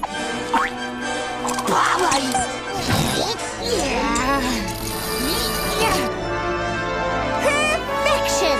Now we just wait for a gust of wind. Why don't we just push the moon back? Now this one is really bad because I want you guys to remember that these dudes are in space, okay? They're in space, right? So in this scene where SpongeBob is having trouble putting on a seatbelt, we can see that he's barefoot. He isn't wearing any socks or shoes or nothing. However though, when they end up making a sale of clothes, SpongeBob now randomly has socks. Where did he get the socks from? Like, where did they come from? They're in space. This man didn't just get space socks randomly, so a bit of a mistake. I'll admit, the mistakes in this episode were kind of weak, but trust me guys, this next episode is full of wild mistakes. Our next set of mistakes can be found in the episode, Can You Spare a Dime? An episode where Squidward quits his job, and well, this happens. He ends up living with SpongeBob and pushing it way too far. Spare change. Spare change, ma'am. Squidward? Squidward, is that you? I've lost my job, my home, everything! Even your paintings? Nobody would take them, so I had to eat them! There. You can come live with me. Okay, but just till I get a job. 1 day, 2 days tops. Nonsense. You stay as long as you need to. So much later that the old narrator got tired of waiting, and they had to hire a new one. I know he still isn't looking for work. Don't rub it in. Yeah, like I said, Squidward takes things way too far and kind of takes advantage of SpongeBob's kindness, eventually leading to these next set of clips. And there's also a mistake hidden in these clips. Let's see if you guys can spot it. It's about time you got here! Here you go, Your Majesty. I can't drink that. Why not? That lemon has 3 seeds in it. That's an odd number! Because when I need a job done, I get someone with a job to do that job! What are you saying? So here's the thing. This is how SpongeBob gets to the Krusty Krab. He comes out of his house and he goes to the left. We've seen this in many episodes, right? The Krusty Krab is to the left of SpongeBob's house. But in this one shot, SpongeBob goes the complete opposite way. He goes to the right, which is definitely a mistake. As most of you know, our favorite squid, Squidward Tentacles, absolutely loves to dance. However, he isn't alone in the season 5 episode, Slimy Dancing, with SpongeBob and Patrick participating with him in a dance contest. Well, they try, as in the end, both Patrick and Squidward are not able to compete, only SpongeBob is. But due to Squidward wanting the trophy so bad, like he really wants it, he literally goes inside SpongeBob's body and uses his body as a costume, just so he can compete in the contest. Quite the ridiculous plot, but hey, it's still pretty darn funny, and a really fun episode overall. It does have a mistake though. It's pretty rough, but when SpongeBob and Patrick help Squidward get up from the floor, Patrick's mouth, his whole mouth, is missing for a single frame. I don't know where it went, it does come back, but talk about a rough mistake. Here's a clip. SpongeBob? You're just not getting into the spirit of this thing, Squidward. Oh, help me out. How'd the audition go, Squidward? The audition? My trophy? I'll be returning to my grown-up lifestyle, so keep it down!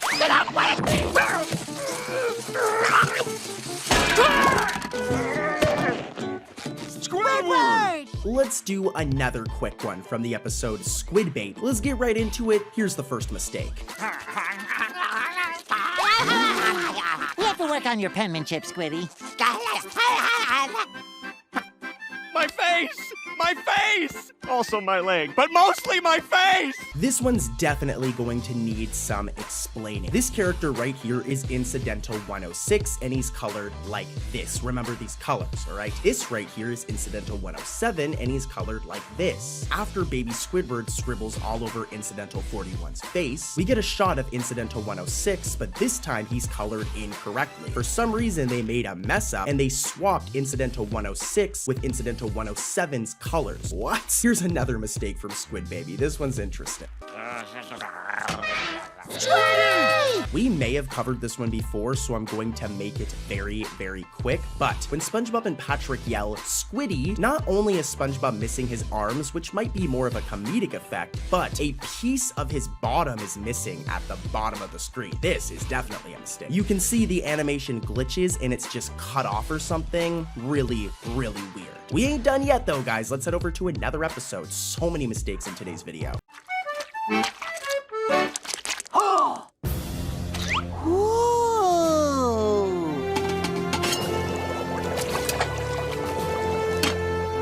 In the episode Krusty Dogs, Krusty Krabs are replaced with hot dogs, which is just wild, but not as wild as the mistake in this episode. Take a look at this. Excuse me, Mr. Krabs. Well, where are you going with that ladder? Mr. Krabs? I'm just going to make a few changes to the Krusty Krab menu, that's all. No more Krabby Patties.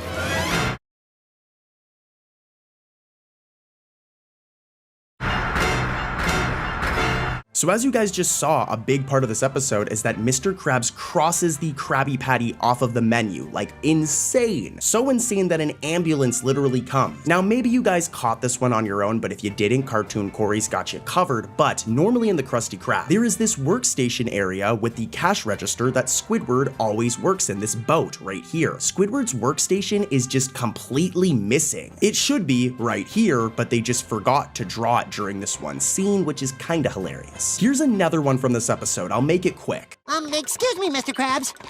Well, where are you going with that ladder? Mr. Krabs? I'm just going to make a few changes to the Krusty Krab menu, that's all.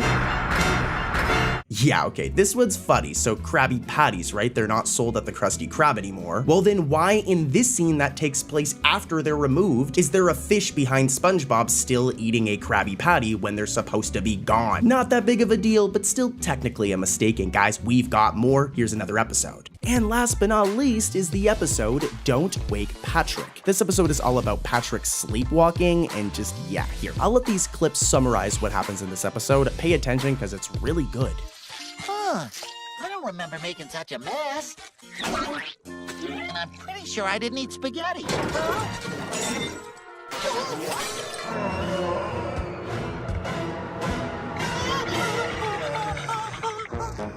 Oh, hey, Patrick.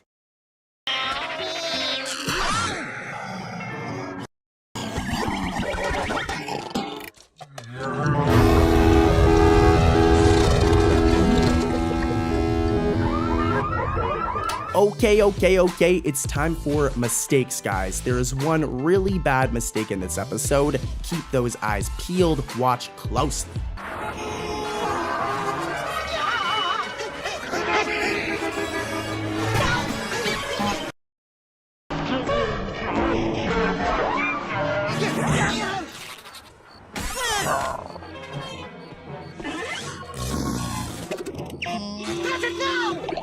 So this one is very easy to miss, but during the scene where Patrick is sleepwalking through traffic, like I have no idea how this man didn't get hit by a car.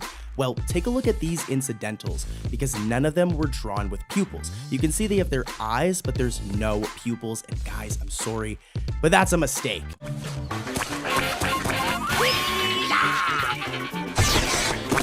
I can protect my groceries now. Here's another episode from Modern SpongeBob. In this one, I actually really like it. The episode is Squid Defense, and it's all about Squidward wanting to learn karate so he can kick some butt after nearly getting robbed at the beginning of the episode. As a matter of fact, I'm gonna show the mistakes, but look at this clip of Squidward nearly getting mugged. Hello? It's considered rude not to answer. I gotta get out of here! Dude, Squidward almost got caught lacking, bro. He almost got smoked. But anyways, let's smoke Nickelodeon by revealing this mistake. The rubbery arms and the doughiness in this area.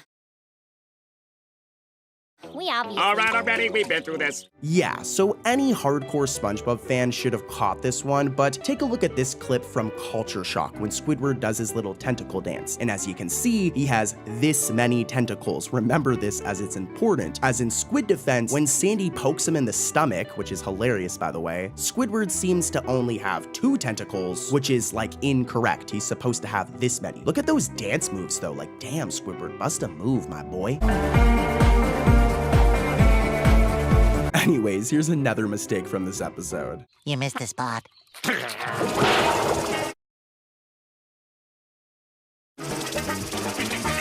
This one's quick, and you guys definitely should have caught it. So take a look at this random PNG of Sandy right here, our favorite squirrel, and what you'll notice is like many squirrels, she has a tail. Now this is a pretty common mistake in SpongeBob, it happens fairly often. Sandy's missing something while she's holding the umbrella. Where is her tail? It's gone. Like I said, somewhat of a common mistake in SpongeBob, but yeah, here's another mistake from this episode. There's a lot, guys, so be prepared. It's a delicate art that helps you protect yourself. Yeah, fine. Great. Repeat after me.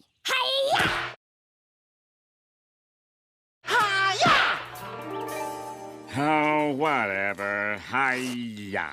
So for this one, you really need to get a good eye at the frames, all right? It's very important you guys pay close attention for this one. But when Squidward says, oh, whatever, hi-ya, and then does some karate moves, there's something up with Sandy's white teeth. Now, here's a random shot of Sandy from this same episode, and as you can see, she has very white teeth. Our girl be brushing her teeth on the regular. But later on in the episode, I guess she lost her toothbrush or something, as look, her teeth change color slightly. If you look, they're actually more like the same color as the bottom part of her mouth. Here's a side-by-side so you can see they're definitely not as white as they normally are, and this is somewhat of a coloring error here. What do you guys think happened? Let me know. But here's one more mistake from this episode, and this one's really bad if you're a classic SpongeBob fan. Oh wait, I don't get it. SpongeBob, open up! Squidward? It's just Gary. So this happens at the very beginning of the episode, and first things first, as you can see, SpongeBob and Gary are just chilling on the couch, right? They're just having a chill night, probably watching some Netflix, or actually Paramount Plus, don't tell Nickelodeon. They maybe even got a Krusty Krab pizza on the way, they're chilling. The most important thing is the couch though, as when Squidward eventually comes to SpongeBob's house panicking, and SpongeBob lets him inside, dude, where did the couch go? Did like SpongeBob and Gary put it away so Squidward could come in? It was literally just there seconds ago, as you can see here, and then now it's gone. So a really funny mistake, if anything. And here's more from another episode. What are those things? Sea whelks, a pernicious form of sea snail, have invaded Bikini Bottom and are on the attack, devouring innocent citizens and covering the city with purple slime. This one I'm going to make insanely quick because we've covered a similar one already today, but in the episode Whelk Attack, this happens. Krabby Patties! Get your Krabby Patties! Try a nice hot Krabby Patty. Only $3.99 each.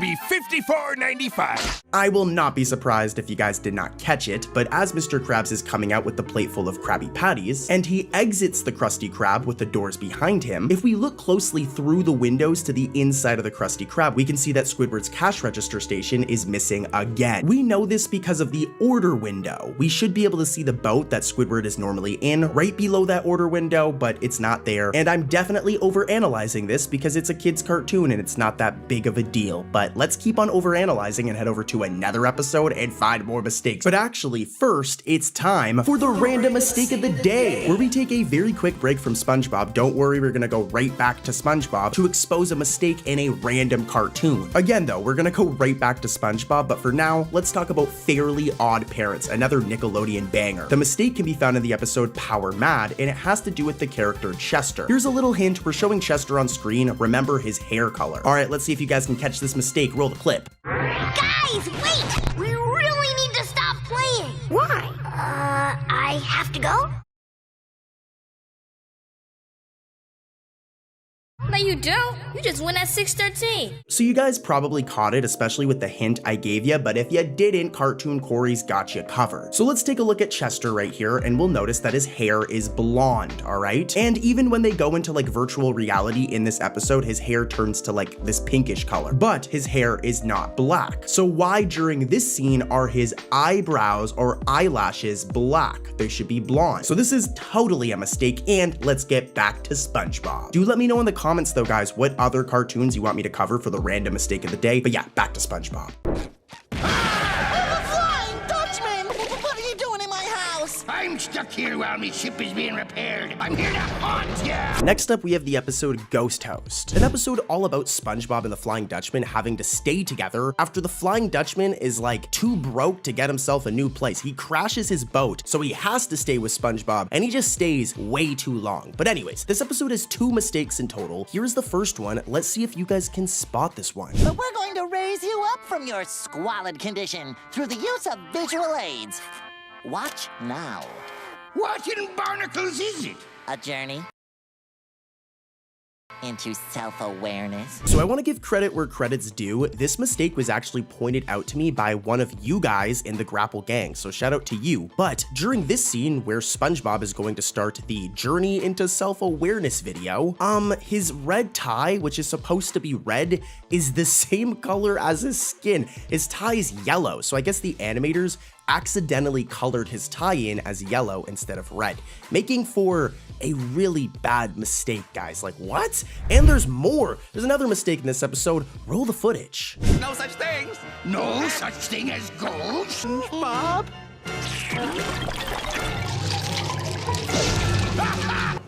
Ooh. Scary. Dutchie! It worked! Damn, 2 mistakes in 1 episode. Jeez, Nickelodeon. But when the Flying Dutchman raids Squidward's house, the Flying Dutchman has 5 fingers, as you can see here. Remember this, I'm zooming in, this man has 5 fingers. But later, when he's at SpongeBob's house, he now only has 4. What happened? In this shot, he has 5 fingers, but then in this shot, he has 4. Well, this is a cartoon. I mean, cartoon characters only having 4 fingers is kind of a common thing, but it doesn't change halfway through the episode. This was a mistake, and let's keep it moving, guys. Let's head over to the next episode. So just listen now to my musical doodle. Do, do, do, do. We've got a little season 7 action coming up for you guys. This next episode is from season 7, obviously. It's Earworm, and it's all about SpongeBob getting addicted. Like, he becomes addicted to this song that he cannot stop singing in his head. Just like I'm addicted to exposing mistakes in SpongeBob. I'm so lame sometimes, guys. Here's the first mistake. Let's see if If you guys can spot it, try to comment it before I reveal it, alright? The musical doodle! Oh, she got me.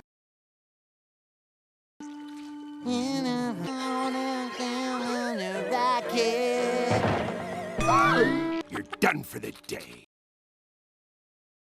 Trying to escape, it's futile! Do-do-do-do, musical doodle! Did you guys catch it? It's a weird one. So, during the pan shot of the messy kitchen in the clips you guys just saw, these condiment bottles right here are blank, alright? And there's this cabinet that's over here. It'll all make sense in a second, but remember, the condiments have no labels, and this cabinet is far away from SpongeBob over here. However, when Mr. Krabs is sending SpongeBob home, the condiments now magically are labeled despite them not being labeled a couple seconds prior, and that cabinet that was originally farther away is now closer to SpongeBob. Here's a side-by-side to show you guys I'm not capping. This one's totally a mistake. And here's one more from the same episode. Up inside of me!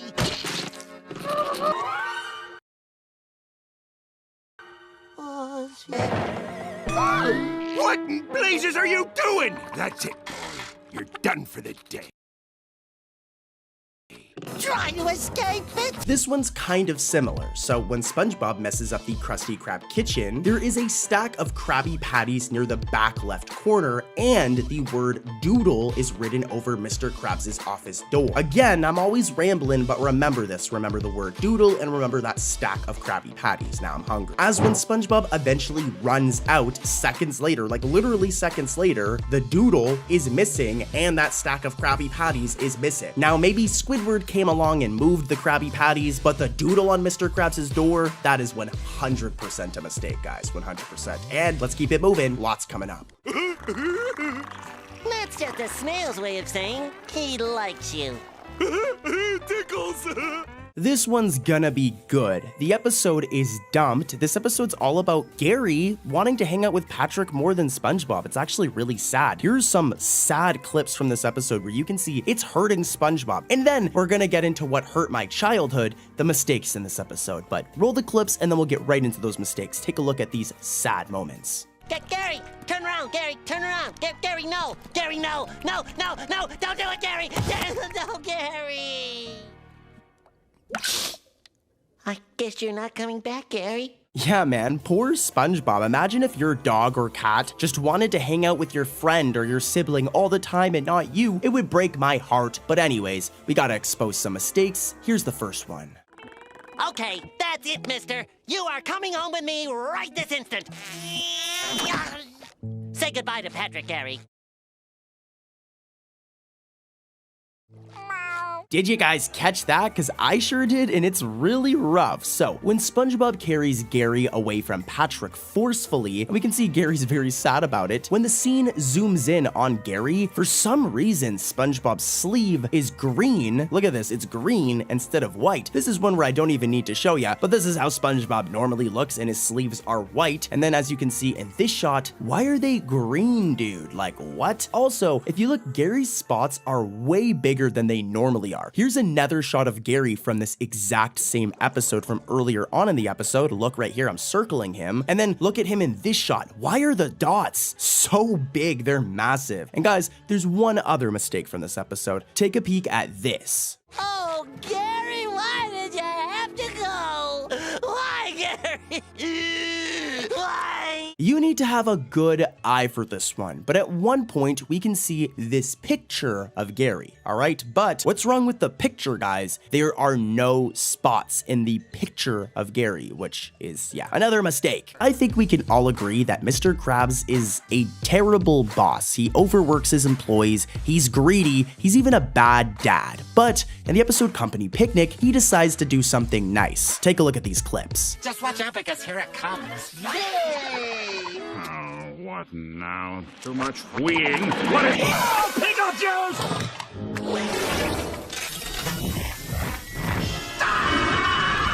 What's going on in here? Just in time, Mr. Squidward. You're about to go on the greatest company picnic ever! A company picnic, eh? That gives me an idea. Well, I guess things will pick up once the food gets here. Right you are! Here's the food. See, you open it with your teeth. There. Isn't that fun? Company picnic? That's not how you spell company picnic. Plankton. See, I like this episode because Mr. Krabs actually was trying to do something genuine, but then Plankton comes along and messes everything up. But the animators also made a few mistakes in this episode, not just Mr. Krabs or Plankton. Let's take a look at them. I'm out of here.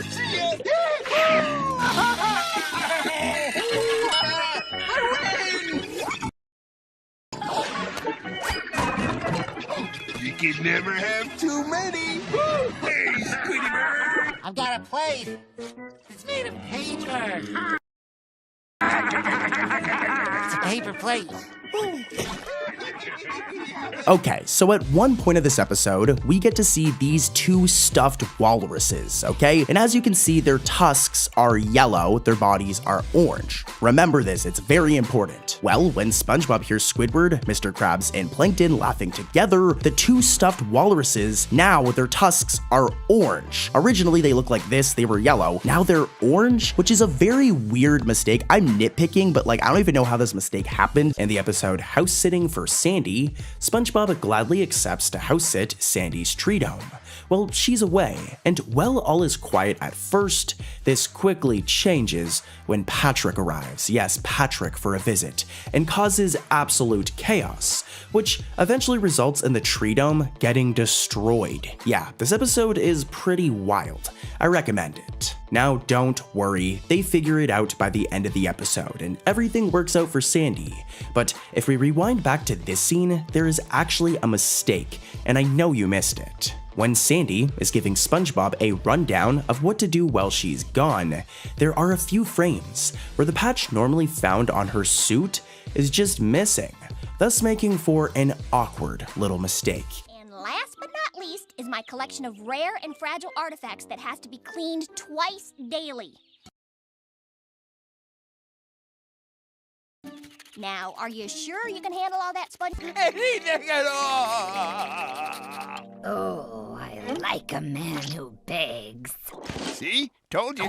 The Curse of the Hex is a very interesting episode. I personally really like the plot of this episode, so here's a really quick plot summary, and then we're gonna get right into the mistakes. It's a bit of a spooky episode. This evil girl puts a curse on the Krusty Krab, but anyways, here's the first mistake. This one's pretty cursed. The end of another successful business day. You know, Squidward, this time of day always reminds me of money. Krabby Patties cost $4.50 these days, lady. Dude, how did this, even happen? When Mr. Krabs says, the end of another successful business day at the beginning of the episode, the Galley Grub menu lists a Krabby Patty as a Crab Boy Patty. They misspell it. Crab Boy? Yeah, that's a mistake. And here's another one from the Curse of the Hex.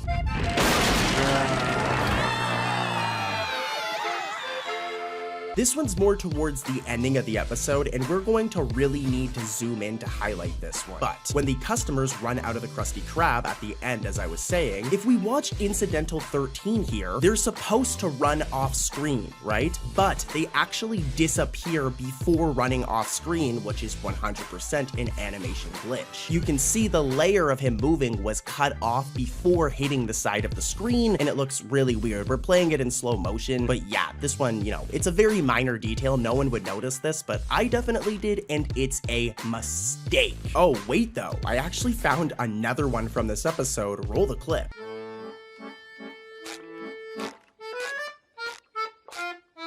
Psst. Old lady? Old lady! Here I am.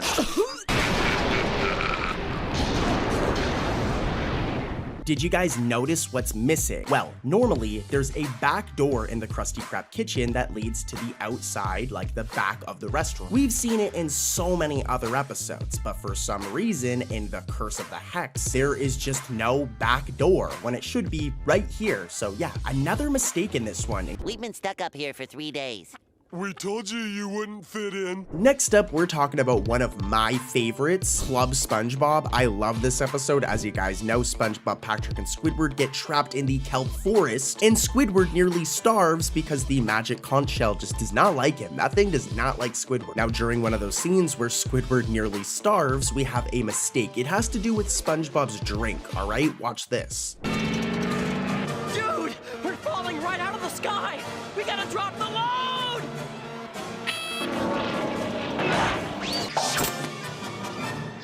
Praise the magic conch! Hey, SpongeBob, that sure is a lot of food you got there.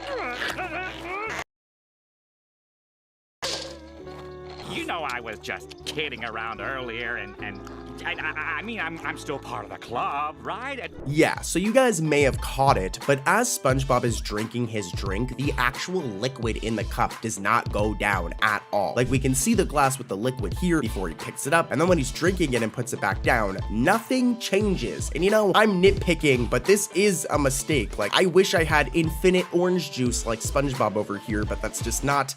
That's not how things work, bud. I am very thirsty now, though, I can't lie. Way,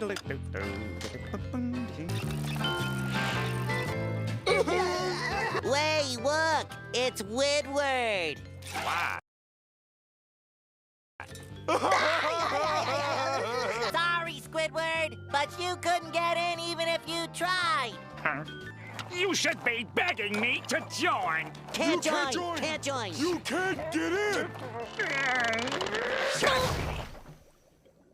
This one takes place closer to the beginning of the episode, but the tree and the clubhouse are facing the road at the beginning, right? All right, right here you can see, and there are many trees seen. But after SpongeBob and Patrick insult Squidward, the tree and clubhouse have completely moved and are turned 90 degrees to the right. And now there are barely any trees shown. Just to show you too, here's a side-by-side comparing the amount of trees before and the positioning of the clubhouse, and it gets worse. As when Squidward climbs the tree, he is facing back to the road, as you can see here, all right, facing back to the road. But then when he tries to get out of the clubhouse, it is again rotated 90 degrees to the right. So like, is it facing the road? Is it facing Conch Street? It just constantly changes. First it's facing this way, then it's facing this way. Very messy, very, very strange. And here's one more from this episode that's from a similar scene.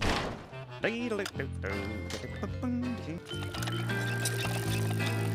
do not know, nor will I ever want to be a member of your...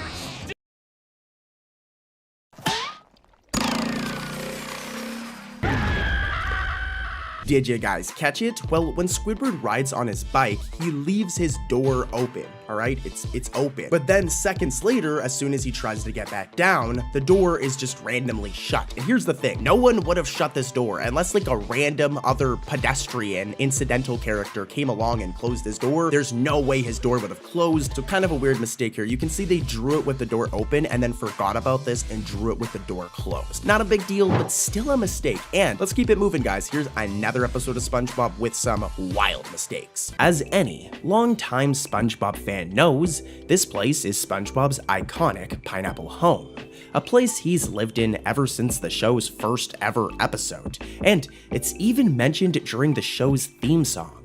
Well, this place has had a consistent design since its first appearance, with it featuring 2 windows. However, during the opening shot of the season 13 episode, Plain to See, one of these windows is weirdly missing when there should be 2 of them. There's only one, there should be 2, making for a pretty bad mistake in my opinion. I mean, I know we've seen worse, but how did the art team forget about how SpongeBob's house looks? Yeah, here's a clip.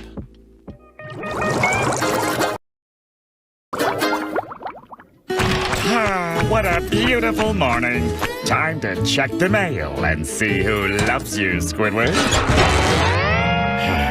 I wonder if I can return to sender. Up next is another season 1 banger, that being Home Sweet Pineapple.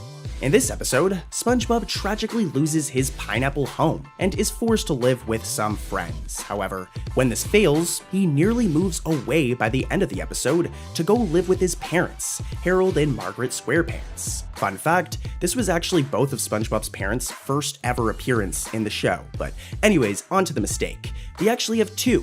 The first is during this scene, as if you watch the antenna on the back of Harold's boat, or his whip, it is repeatedly flashing colors. Like, look at this in slow motion. That antenna is wilding out. It looks really weird. Like, the colors are just flashing. Another mistake can also be found just before this, but listen closely.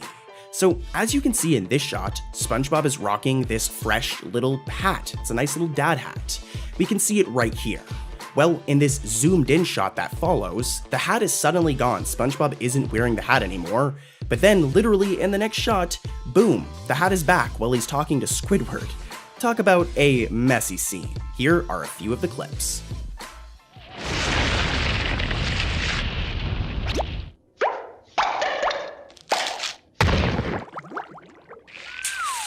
My house is back!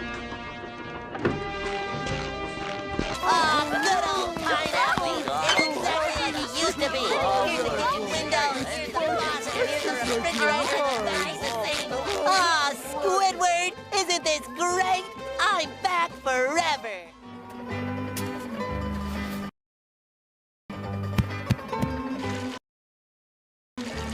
You hold too many memories.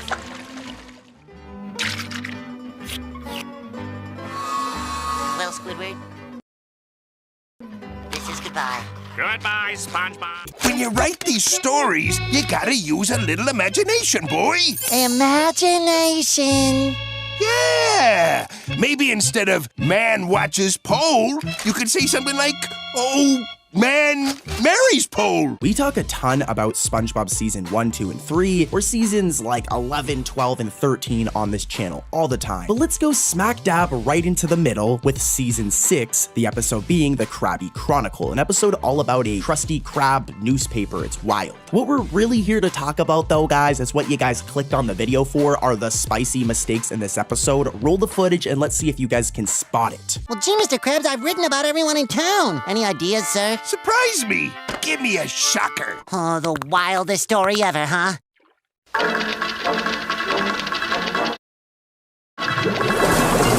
How's it going, lad? Ah, it's a surprise! Did ya catch it? Well, after Mr. Krabs leaves his office for the night and SpongeBob begins typing on the press, take a look at Mr. Krabs' office door, okay? It's right behind SpongeBob. This is important. It's right there. You can see it. It's right there. But in the very next shot, where is it? Where did the door go? Did like Mr. Krabs have renovations in the matter of like 30 seconds? I don't think so. I think the animators drew the door, as you can see here. But then in this scene, they forgot to draw it. And just like, how do you even do that? But anyways, here's another mistake. What a money-tastical day, eh, Mr. Squidward?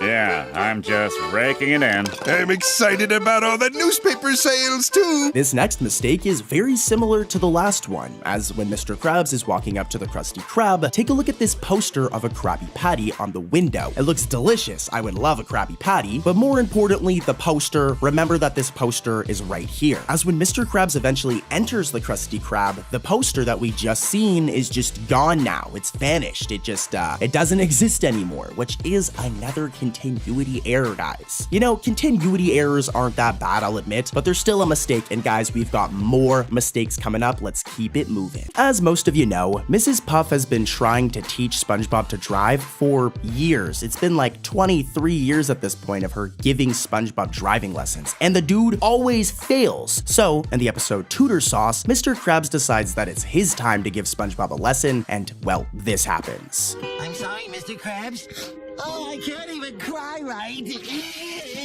There. Failing your driver's test is nothing to cry over. Oh. How much do they charge you this driving school of yours? Oh, about $100 a semester. $100 a semester? Why, I could do it for double the price in half the time. I taught me own daughter Pearl how to drive like a little angel. Hi, Daddy! This empty parking lot is just the ticket.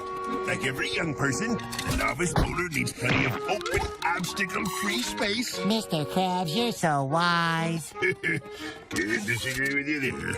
All right, put her in gear. Rookie mistake, right? I suppose so. Yeah, no offense, Mr. Krabs, but not only are you a terrible boss, but you're also not a very good driving instructor. Mrs. Puff is way better than you, but anyways, let's get into the mistakes in this episode. There's 2. Here's the first one. Keep those eyes peeled.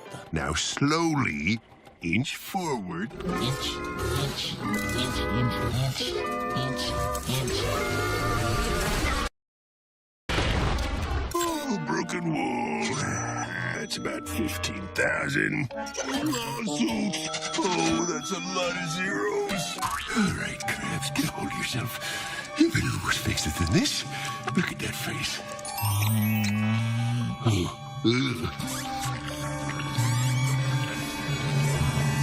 So take a look at this shot here. Most of the Grapple gang probably already knows where this is going, but this is the inside of the Krusty Krab. And as always, as you can see, there is the Galley Grub menu, the menu with all the food on it, and the order here sign. But in this one shot of Tudor sauce, they're missing, which is a nasty mistake. And there's more. Here's mistake number 2, which is very similar, but let's see if you guys can catch it. A little trip down the street to Patrick's house. That was just fine. But next time, wait until I say put her into gear.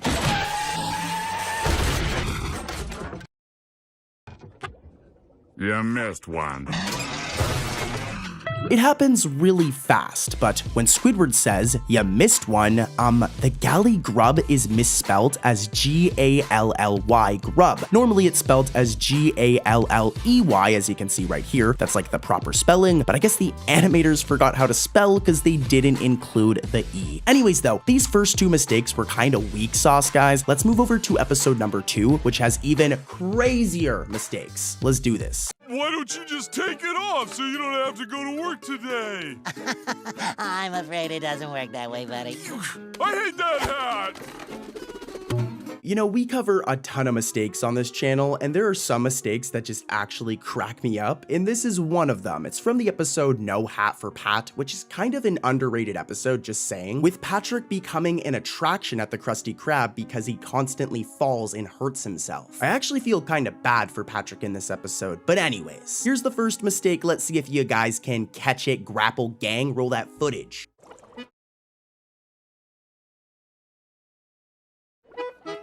Whoa, that's enough, lad. What do you think? I made a ketchup? Yeah, this one's pretty straightforward, but the Krusty Krab sign, alright? Normally it looks like this, and as you can see, it says the Krusty Krab. Of course, it's the Krusty Krab sign after all. But in this one shot from No Hat for Pat, look, the sign is misspelled, with the U in Krusty being replaced with a Y. But yeah, that's not how the sign is supposed to look. As a matter of fact, here's a side-by-side of how the sign looks in other episodes, and yeah, you guys can really see the mistake now. So weird, but not as weird as this next episode's set of mistakes. Let's keep it rolling, gang. SpongeBob, you don't look well. I don't? And your temperature is 175 degrees. Is that bad? Oh, no. Unless you've been doing a lot of laughing. I have been laughing a lot lately. SpongeBob, you've got to be careful. You're going to burn out your laugh box. I've got a classic episode for you guys. Let's do funny pants, all right? Here's the first mistake. Let's see if you guys can spot it. Hey, Patrick, you want to hear a joke? Sure, Sandy. I love a good laugh. What has 4 wheels and flies? A garbage truck.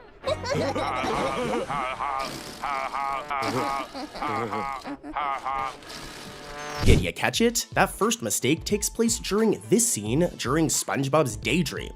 When Sandy tells SpongeBob if he wants to hear a joke, as you can see, her tail is there. She's got her tail, her fluffy little squirrel tail. But when SpongeBob says, "Sure, I'd love a good laugh," and it cuts right back to them, where'd her tail go? Squirrels don't just randomly lose their tail, guys. I think the animators forgot to draw her tail during this scene. And guys, this happens a lot throughout this episode. For example, this scene right here. Roll the footage. Oh, it's easy if you approach it scientifically, SpongeBob. Now, what is left? But scientifically speaking, it's caused by your epiglottis constricting your larynx, causing irregular air intake. Now, here's some humor theory textbooks, laugh mechanics, and the quantum giggle theory. Yeah, like I said, it happens a lot. During this scene where Sandy pulls down this chart of the body, where's her tail again? It's gone. I mean, it's only gone for a split second, but it's still gone. That girl's missing her tail. That's not the only thing she's missing in this episode, guys, as take a look at this scene at the ending of the episode. It's not her tail that's missing this time, it's something else. Can you guys catch it? Leave a comment before I actually show you the mistake. Let's see if you guys can catch it on your own. But yeah, roll the footage.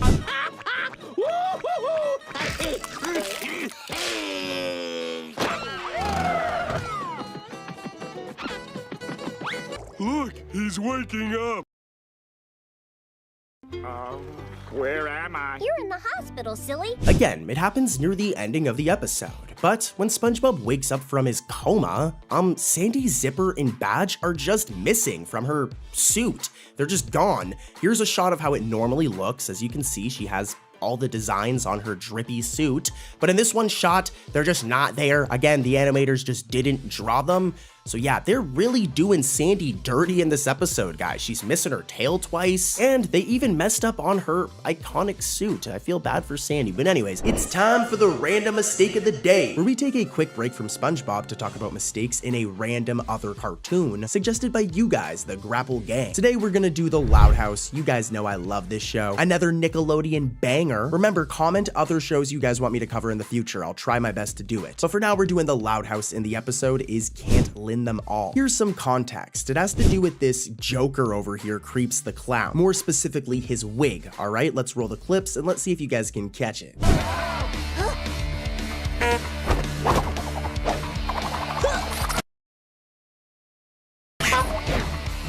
And it looks like Creeps the Clown won't be haunting anyone's dreams tonight. Yeah, so here's the problem. So this guy right here, Creeps the Clown, when this character gets spun around rapidly by Lynn over here, we can see his wig fly off. But here's the problem. In a clip before this one, look, it already has fallen off of his head. So we literally see it fall off his head for the first time, and then it just happens again when he's already lost the wig. Like, what? Weird mistake, and back to SpongeBob. Let's get back to Bikini Bottom. Not the president of Bikini Bottom. Even better. You're the president of the Secret Royal Order of the Good Neighbor Lodge. Is this some stupid club you two made up? Next up is the episode Good Neighbors, which is a pretty underrated episode in my opinion, but let's get into the juicy details. I know you guys want the mistakes. Here's mistake number 1. Whenever you're ready, Patrick. What's going on out there? Hi, President Squidward. Almost done painting. My eyes! I'd like to call this meeting of the Good Neighbor Lodge to order. Squidward? So this is another funny one, as when Squidward pushes SpongeBob and Patrick outside to go paint the leaves on the trees, as you can see, the door opens into the house, right? So if you were to open the door goes inside the house. I'm showing you it in slow motion, pay attention. But here's the issue, when SpongeBob and Patrick reappear and say, "See ya later, Squidward," the door now opens to the outside of the house. If you were to open the door, it comes outside. So this is a major mistake here. First, it opens up like this, now it opens up like this, and I'm sorry guys, that's not how doors work. It is a cartoon, but that's not how doors work. Here's another mistake though, stay tuned, this one is just as bad.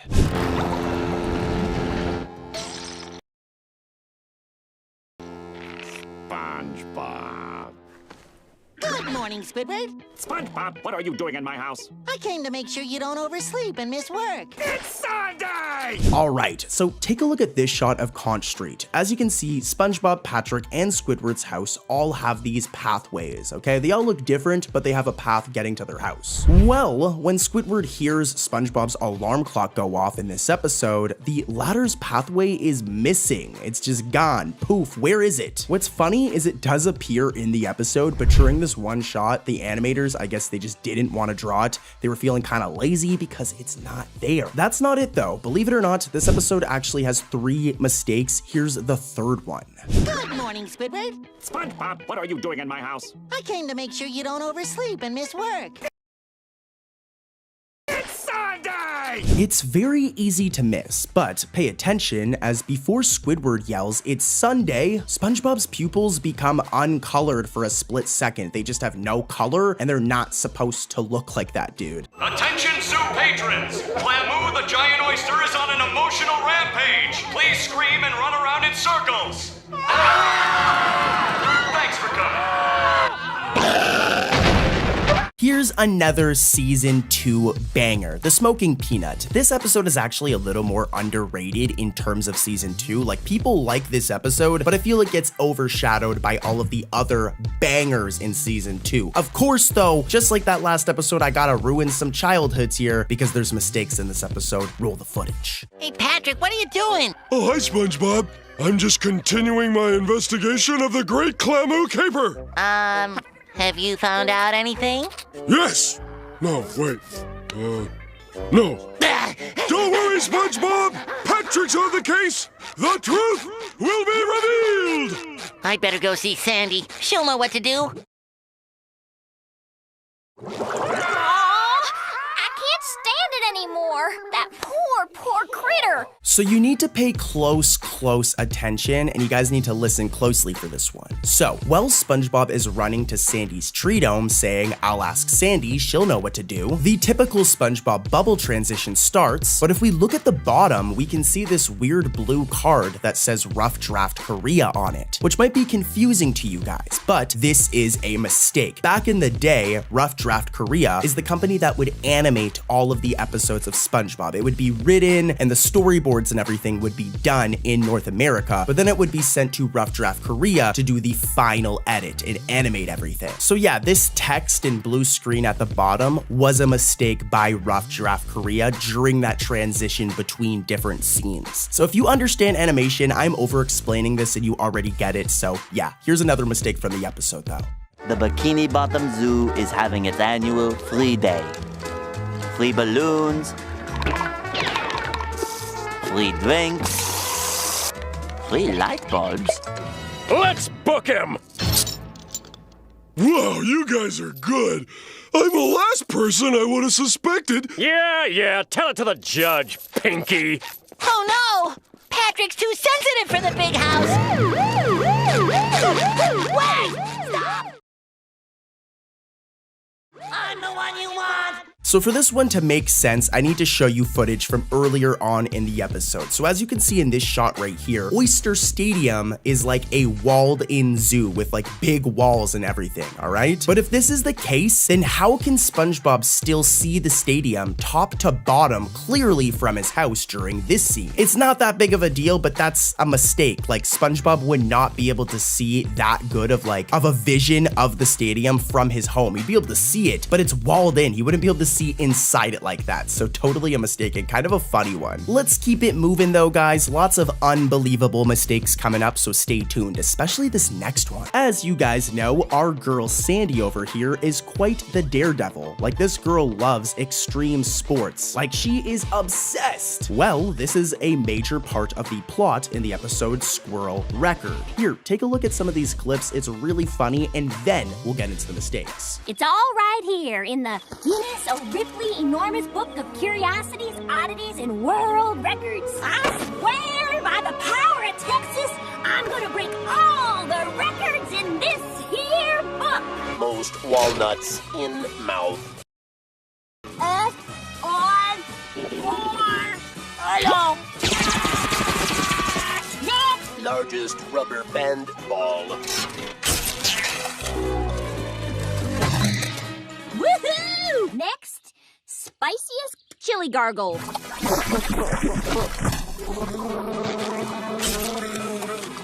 Got it! You okay? This girl Sandy is like obsessed with breaking a new record. But guys, you know what I'm obsessed with? Exposing animation mistakes and continuity errors in SpongeBob. And here's the first one in this episode. Keep those eyes peeled. Oh my, it's time to go home. Squidward, what are you still doing here? What am I gonna do with you? I can't throw you away.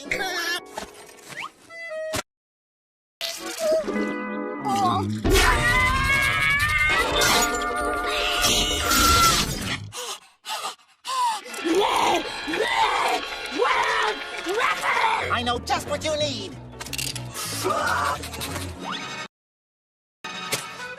A Krabby Patty.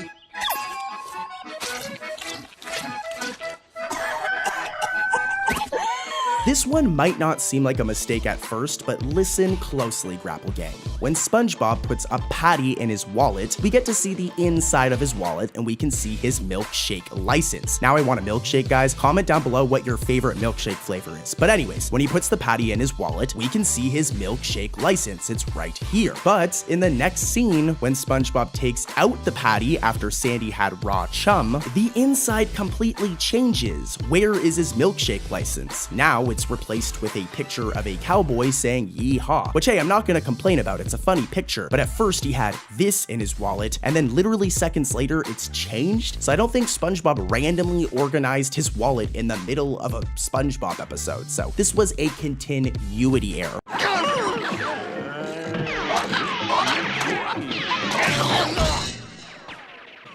2 whole days without nonsense. 'Twere a good run, Mr. Squidward. But we both knew it couldn't last. We've got a season 12 episode coming in hot next. The episode is Hiccup Plague. Here are some funny clips from this episode, and then of course we're gonna get right into the mistakes after, so hang tight. I have a foolproof hiccup cure using an old Navy trick. Old Navy trick. Okay, go for it. Boo. Try drinking water upside down. Try a chair. Put a pickle under your tongue. Alright, it is mistake time, baby. Here's the first one. Oh, hi, Mrs. Puff. Oh, hello.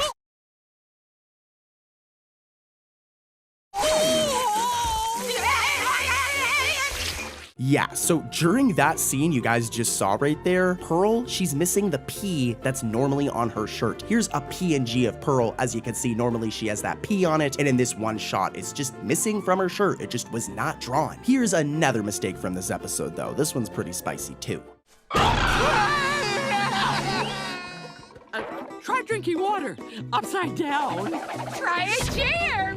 Pearl isn't the only person missing something in this episode, as during this scene outside of Sandy's tree dome, Mrs. Puff's spots are missing. Here's a shot of Mrs. Puff. Normally she has these spots all over her face, and in this one shot from Hiccup Plague, where are they? Where'd they go? Because they're not there. They're gone. Our last mistake on today's list is from the episode To Love a Patty. This episode focuses on SpongeBob falling in love with a Krabby Patty. Yeah, as you can imagine, it's a fairly weird episode. It's good, but it's really weird.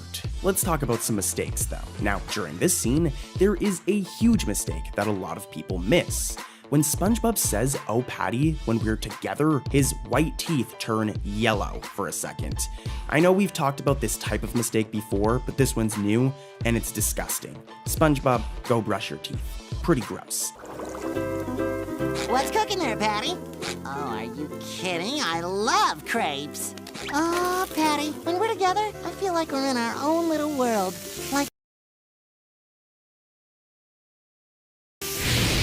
nothing can hurt us. Fire! Sorry, not better.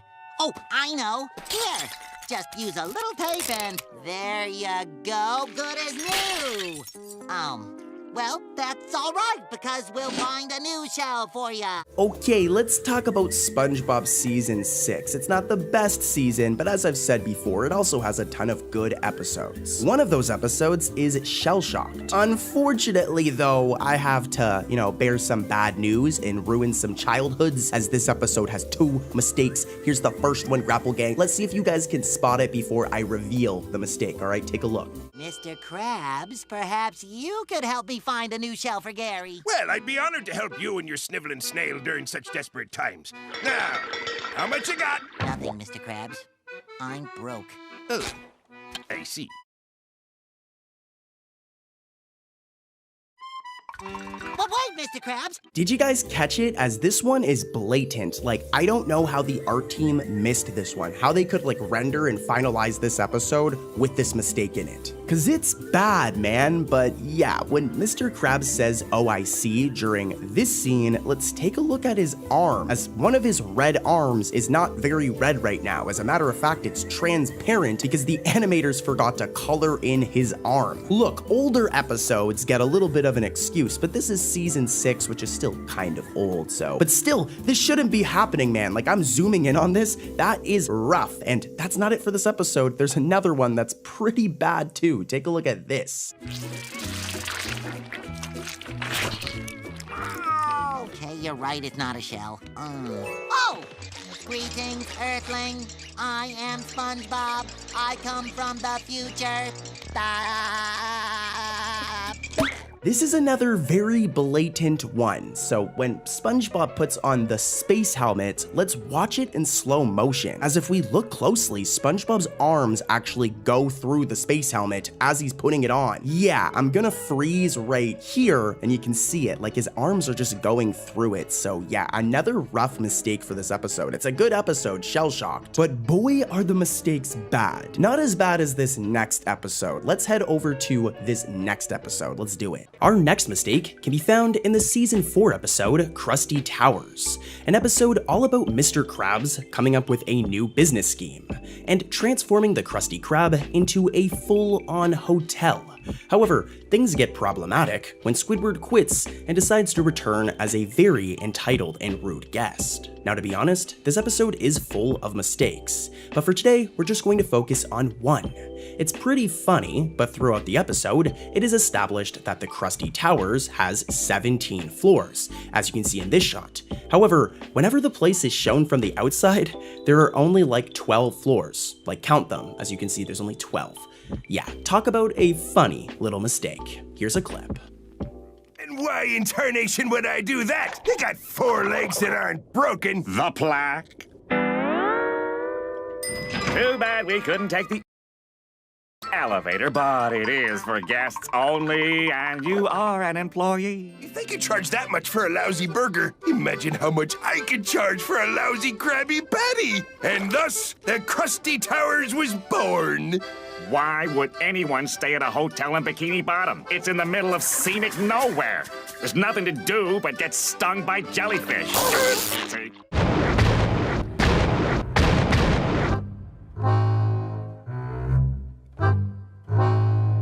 Sam! Next up, we have the episode Big Sister Sam, where we're introduced to Patrick's not so pretty or cute sister. Like, this girl is angry, dude. But anyways, we're here for mistakes, and this episode has quite a few. Here's the first one. Make new house spiffy.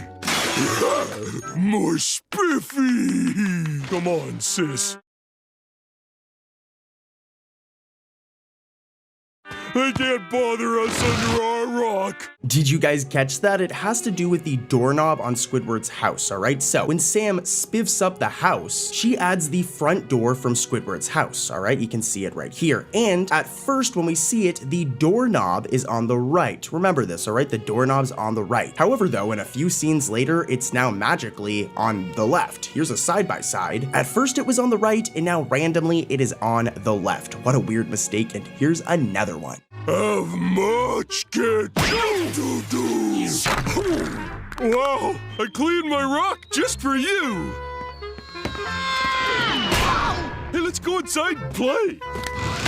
So this one's weird, it needs some explaining, alright? So, when Sam throws her brother Patrick, poor Patrick, dude, like, she really throws him, and he lands on his rock. If we look, Patrick's rock is to the right of the screen, alright? It's right here on the right side. Now, the problem is seconds later, when Sam goes over to Patrick's rock, they travel to the left side of the screen, when we literally just seen that the rock is on the right side. So technically a mistake. This one's kinda weird. There's gonna be a lot crazier mistakes coming up, guys, that are actually really bad, so let's keep it moving. When Mr. Krabs begins to think that he's overpaying SpongeBob, paying him too much money in the episode SpongeBob You're Fired, SpongeBob, well, you guessed it, gets fired. Fortunately, he ends up finding a new job at Weenie Hut, a hot dog establishment.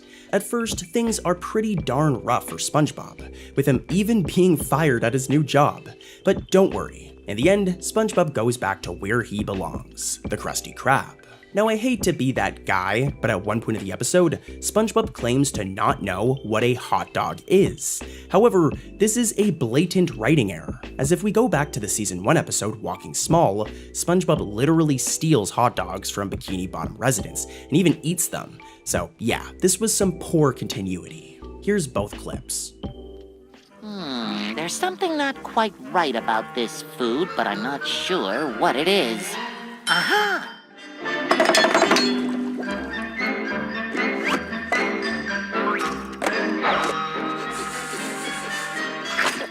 Well, not all of me. Hot dogs! Hot dogs! Look at that huge line at the hot dog stand. I'll do better than that.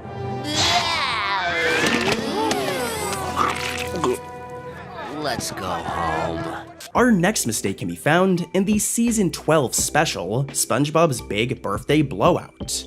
Now, this episode is awesome, and pretty much serves as a homage to the show's history, and features tons of Easter eggs and returning characters. However, we're here for mistakes. I mean, it's in the title of the video, so yeah, let's talk about 2 sneaky mistakes. It's easy to miss, but during this wholesome shot of Mr. Krabs dancing with his daughter Pearl, the P normally found on Pearl's shirt is incorrectly colored as white, when, I mean, as you can see in this image of Pearl, it's supposed to be purple. It's always been purple, so it being white in this scene is definitely a mistake. Another mistake can also be found after the opening credits. Now, this one really is not that big of a deal. It's not a big deal, but we see a bubble transition, right? Which is technically a mistake as the episode starts on land. It's not underwater. We commonly only see this bubble transition when we're underwater. So the fact that they're on land and we get it is kind of a mistake. Again, not a huge mistake, but I've got plenty of crazier mistakes later on in the video, so stay tuned. For now though, here's some clips.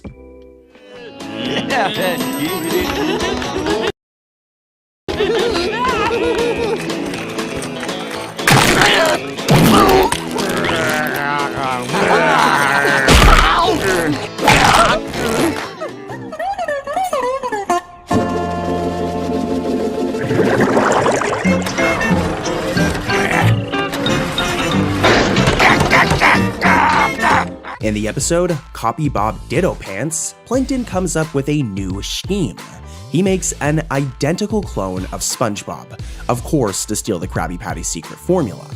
But this doesn't go very well when SpongeBob, being the friendly sponge that he is, befriends the clone, thus ruining Plankton's scheme without even trying. Now, there are a few mistakes in this episode, but the worst one takes place during this scene and has to do with Plankton's computer wife, Karen. It's easy to miss, but the location of Karen's wheels actually change throughout the episode. In some shots, they are beneath the lower platform, while in other shots, they also appear outside the lower platform. Not a big deal, but it's a weird inconsistency I noticed. Here's a clip.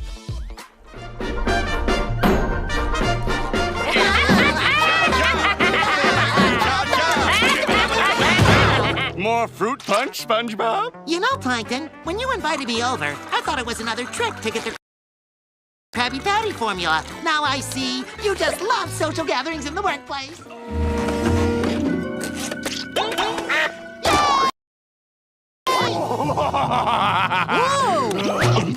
No, Sponge Copy. We don't put dirty, nasty things in our mouth. Spit it out. Yeah! Very sloppy, Eugene, leaving an unprotected vent that leads right into your office. We're back to SpongeBob, and the episode is Chums from season 13. A really good episode in my opinion that's all about Plankton going down to the sewers and meeting, you know, a bunch of chum that want to work with him. The plot itself is kind of weird, but the episode's pretty good. But you know what we're here for? We're here for mistakes, and here it is, guys. F is for friends who do stop together. U is for you and me. Did you guys catch it? It happens really fast, and it's somewhat of a common mistake in SpongeBob. But while SpongeBob is spraying the Krusty Krab in the beginning of the episode in the clips you guys just saw, look, for about one frame, his right eye turns yellow. It does go back to normal, but like, SpongeBob, you gotta go see a doctor about that eye, dude. You're gonna need some eye drops. Okay, so this next one's really funny as there's two very obvious mistakes in one scene. Let's take a look at this first one. It has to do with SpongeBob's shirt. And I mean, where does it all go?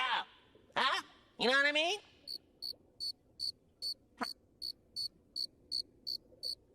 What smells rotten and puts people to sleep? Noxious gas? No! Your act! Did you catch it? Well, SpongeBob's missing the white part of his shirt. It's just all brown. Normally, SpongeBob looks like this. He has a white shirt, as you guys already know. But in this one shot, he looks like this. Now, here's the question though. Did you guys catch the other mistake in this scene? Well, let's take a look at Incidental 40. As you can see, he's wearing a white shirt. What smells rotten and puts people to sleep? But then when he tries to diss or burn SpongeBob with his weak insult, he's now shirtless. Noxious gas? No! Your act! So the animators, they like drew him with a shirt and then seconds later removed his shirt? Talk about a weird mistake. Let's move on. And why are you sweating so much? And why do you look so hungry? And... No, wait, it's not what you think. This is a big misunderstanding. You've got to believe me. Listen, I am telling you! You better listen to me, SpongeBob! You like Krabby Patties, don't you, Squidward?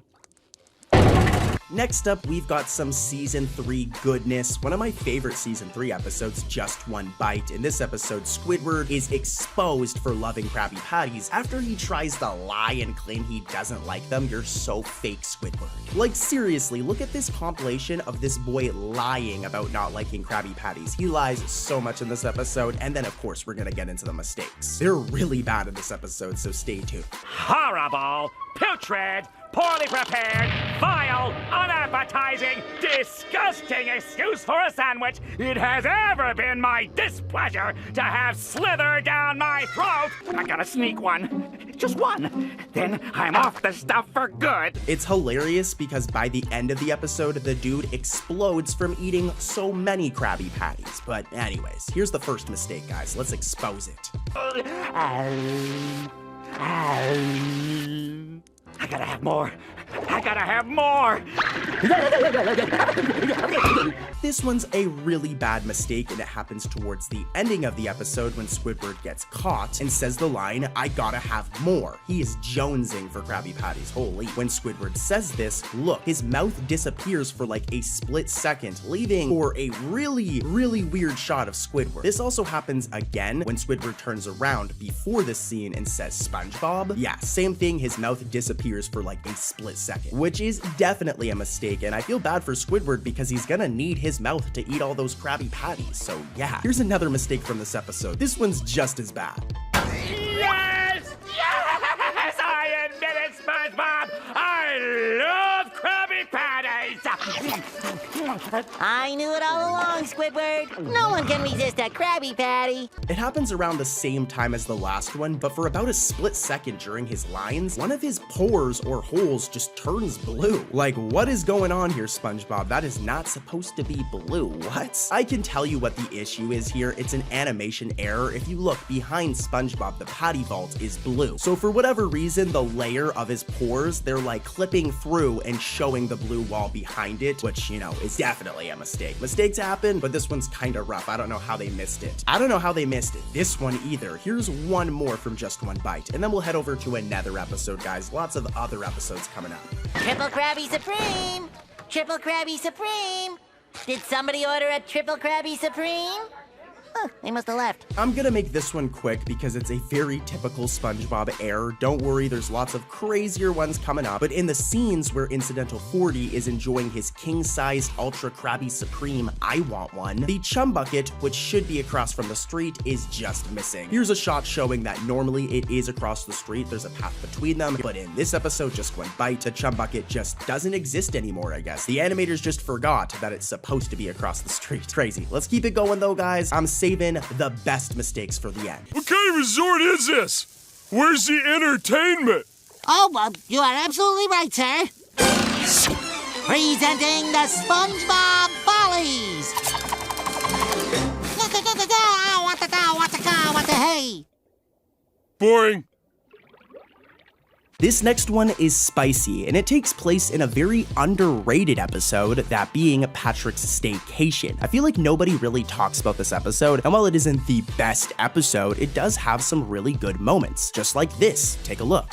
Welcome to Star Rock Inn, sir. My name is Todd. Can I check you in? I don't know, can you? Yes. Star. Patrick Star, room 801. Your key, sir. May I take your bags, Mr. Star? Oh, I don't have any Follow me, sir. Your room is right this way. Oh, dear. Something wrong, Mr. Star? I'm not sure I like the way this room is arranged. Arranged? 1 hour later. Mr. Star, are you sure about this? You know, maybe it's the walls.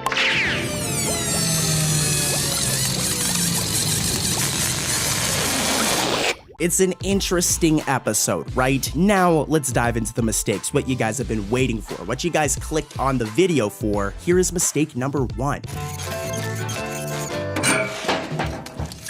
Krabby Patty coming up. You are smoking.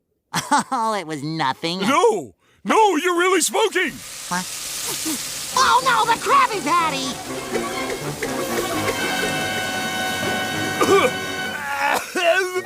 Mr. Star, your meal is ready.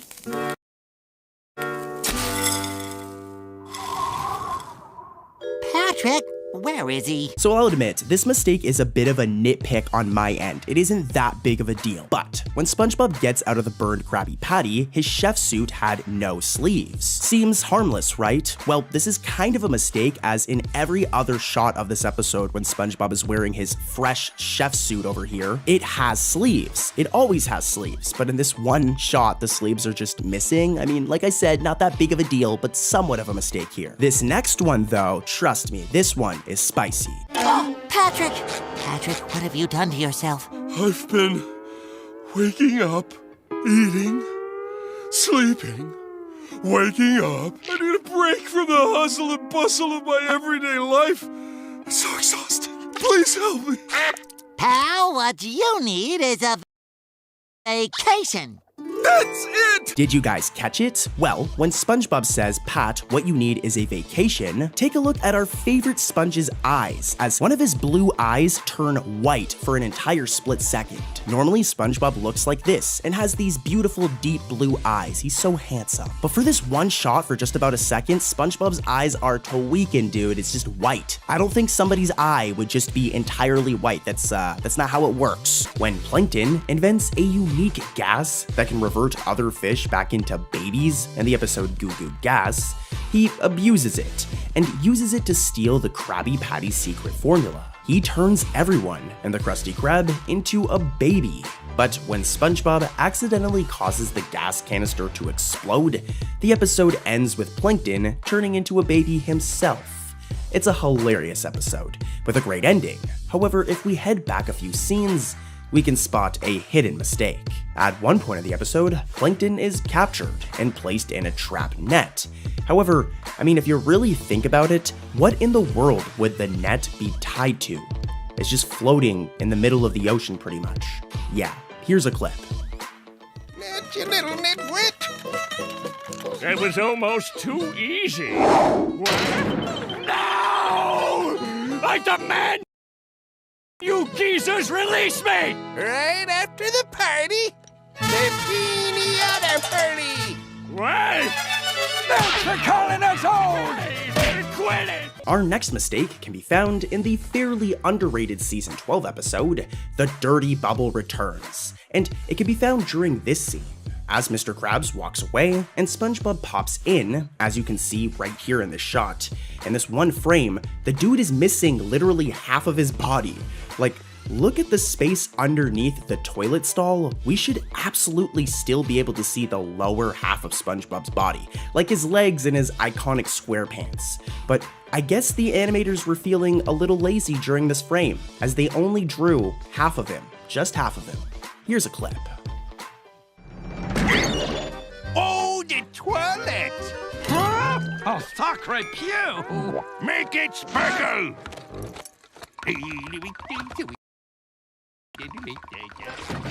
Okay, he's gone. Don't worry about those toilets, DB. I will clean them for you. Toot sweet, mon ami. Up next is an episode all about our favorite grumpy squid, Squidward. That being the episode Professor Squidward, which is also a really good episode in my opinion. I actually laughed at this one a ton of times. Here's some clips. Now, if we can go for 5 minutes without having any further interruptions, I would like to... Hey, look! It's Squidward! Squilliam, everybody! He was about to say Squilliam.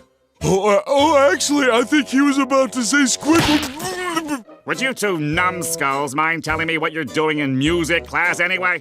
Sure. Patrick's New Year's resolution was to learn to play an instrument. You told me your resolution was to sign up for an all-natural slimming, toning, and increased muscle mass program. It was. I traded with SpongeBob. SpongeBob, do you mind? There are other people here besides you, you know, and I don't think they appreciate you depriving them of my wisdom. I'm sorry, Professor Squilliam. Okay, mistake time. So here's the first one. Keep those eyes peeled as always. This one's kind of hard to miss, but once I explain it, you'll get it. Thank you. Thank you.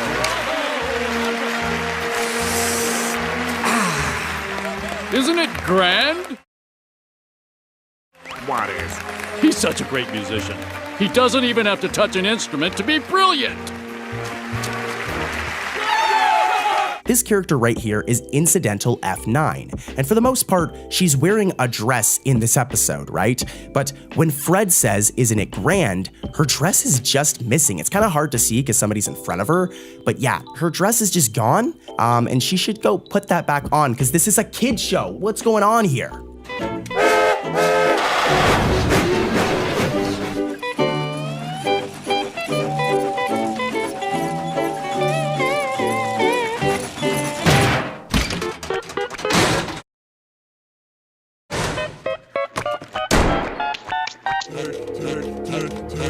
Is there something seriously wrong with your heads?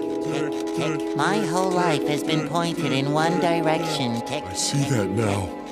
There's never been any choice for me. Would you two nincompoops cut it out? Or am I gonna... Hello? We're with the local Bikini Bottom news channel. I'm a reporter.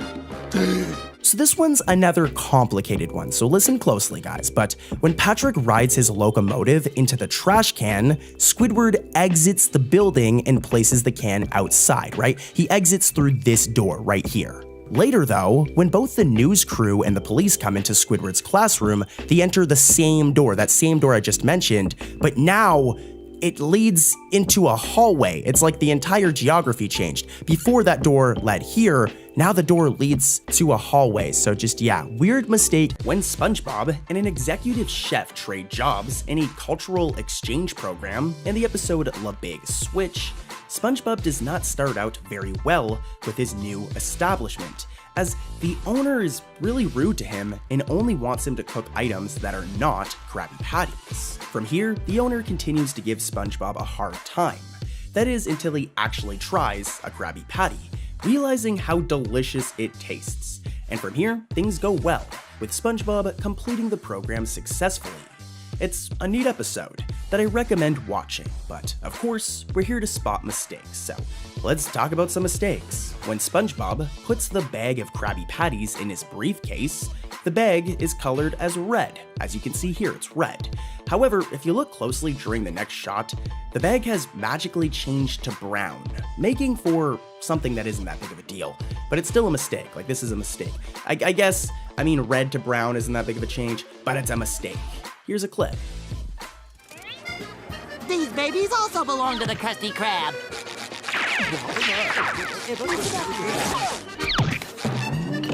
So long.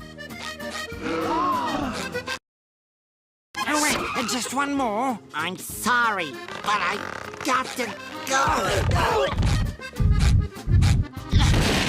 when Patrick finds himself appointed as the new king of Bikini Bottom in the appropriately titled episode Rule of Dumb. He completely abuses his power and pushes all of his friends away, including SpongeBob. Now in the end, Patrick realizes that he's become a monster and eventually decides to return the crown. It's a solid episode, and the mirror scene with Patrick is awesome. But if we rewind to an earlier point of the episode, we can find a little slip up. When Patrick gets kicked out of the Krusty Krab due to not paying for his meals, the Krusty Krab sign is awkwardly missing. I guess the art team was feeling a little lazy that day. Here's a clip. That is correct. Anything you want, and it's all free. All free! Nobody eats any restaurant for free. King or no king? Are you gonna eat that? I was planning to. Why? I want it. Hey! What gives you the right to take my food?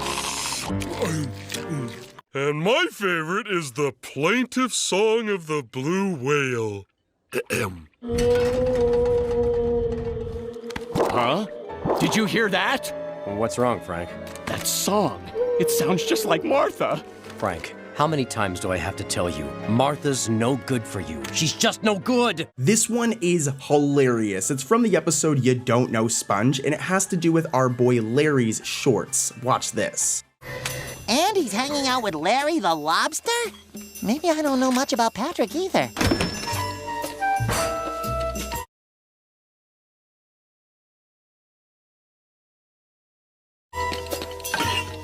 You guys probably caught it, but Larry over here, when he first enters the store, is wearing his signature swim trunks, alright? I wanna go swimming now. But as he approaches this blender, if we look closely and zoom in on his shorts that are behind the table, they're just randomly black. The animators just completely forgot to give them color. Does it look funny? Yes. Is it a mistake? Also yes. And here's another one from this episode. Patrick didn't know anything about you, and he's supposed to be your best friend.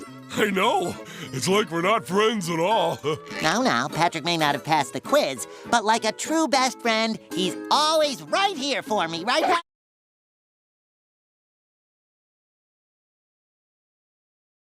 Patrick? Patrick? So, when SpongeBob says the line you guys just heard, now Patrick may not have passed the quiz, look, their legs are missing. Their legs are just not there. It's kind of a weird angle. I can understand why they didn't draw them, but they're gone. Crazy how many mistakes there are in SpongeBob, man. It's like endless, so let's keep it moving. Another episode, baby, let's go. SpongeBob? This looks like a job for Old Reliable. Up next, we have a very underrated episode of SpongeBob, the Pink Purloiner, a tragic episode where SpongeBob thinks that Patrick has stolen his jellyfishing net. They get into a whole beef. Here's some clips of them disagreeing, and then we're gonna get into this episode's first mistake. And I'll start with my trusty jellyfishing net, Old Reliable. Patrick! I'm all done. Maybe we should spread out a little. Oh, hello! SpongeBob, did you get your net back? Oh, get off the line, Patrick. Someone might be trying to call about Old Reliable. Gets to practice in the middle of the night with his jellyfishing net. Funny thing is, Patrick's net disintegrated yesterday. A present? What is it? It's a Confess-A-Bear. He's a special friend you tell all your secrets to. Tell Confess-A-Bear now! I accidentally knocked SpongeBob's toothbrush into the toilet, and then I put it back on the counter without washing it. Down a second. Oh, Reliable. Huh. Hello. What's in your hand, Patrick? Well, I gotta go. You can't have it for any price. And why not? My friend SpongeBob. SpongeBob! You no-good jellyfishing net thief! How could you think that? Gift. What? It's my friend SpongeBob's gift. Poor Patrick, man. He didn't even steal anything. I know I just spoiled the episode, but he didn't actually steal anything, just saying. Anyways, though, here's the first mistake. Good night, Patrick. Good night, SpongeBob. Did you guys catch it? It's kind of funny. But when SpongeBob and Patrick arrive at their houses and SpongeBob opens his door, there's like a duplicate door behind it for a couple of seconds before it disappears, when of course there should only be one door. I don't think I even need to tell you guys that. It happens really quickly, pretty funny. Not as funny as this next mistake though. Roll the clip. Patrick, don't go! I'm sorry I accused you. Oh, it's you two. Look, you left your net on the bus again. I'm staying in Bikini Bottom.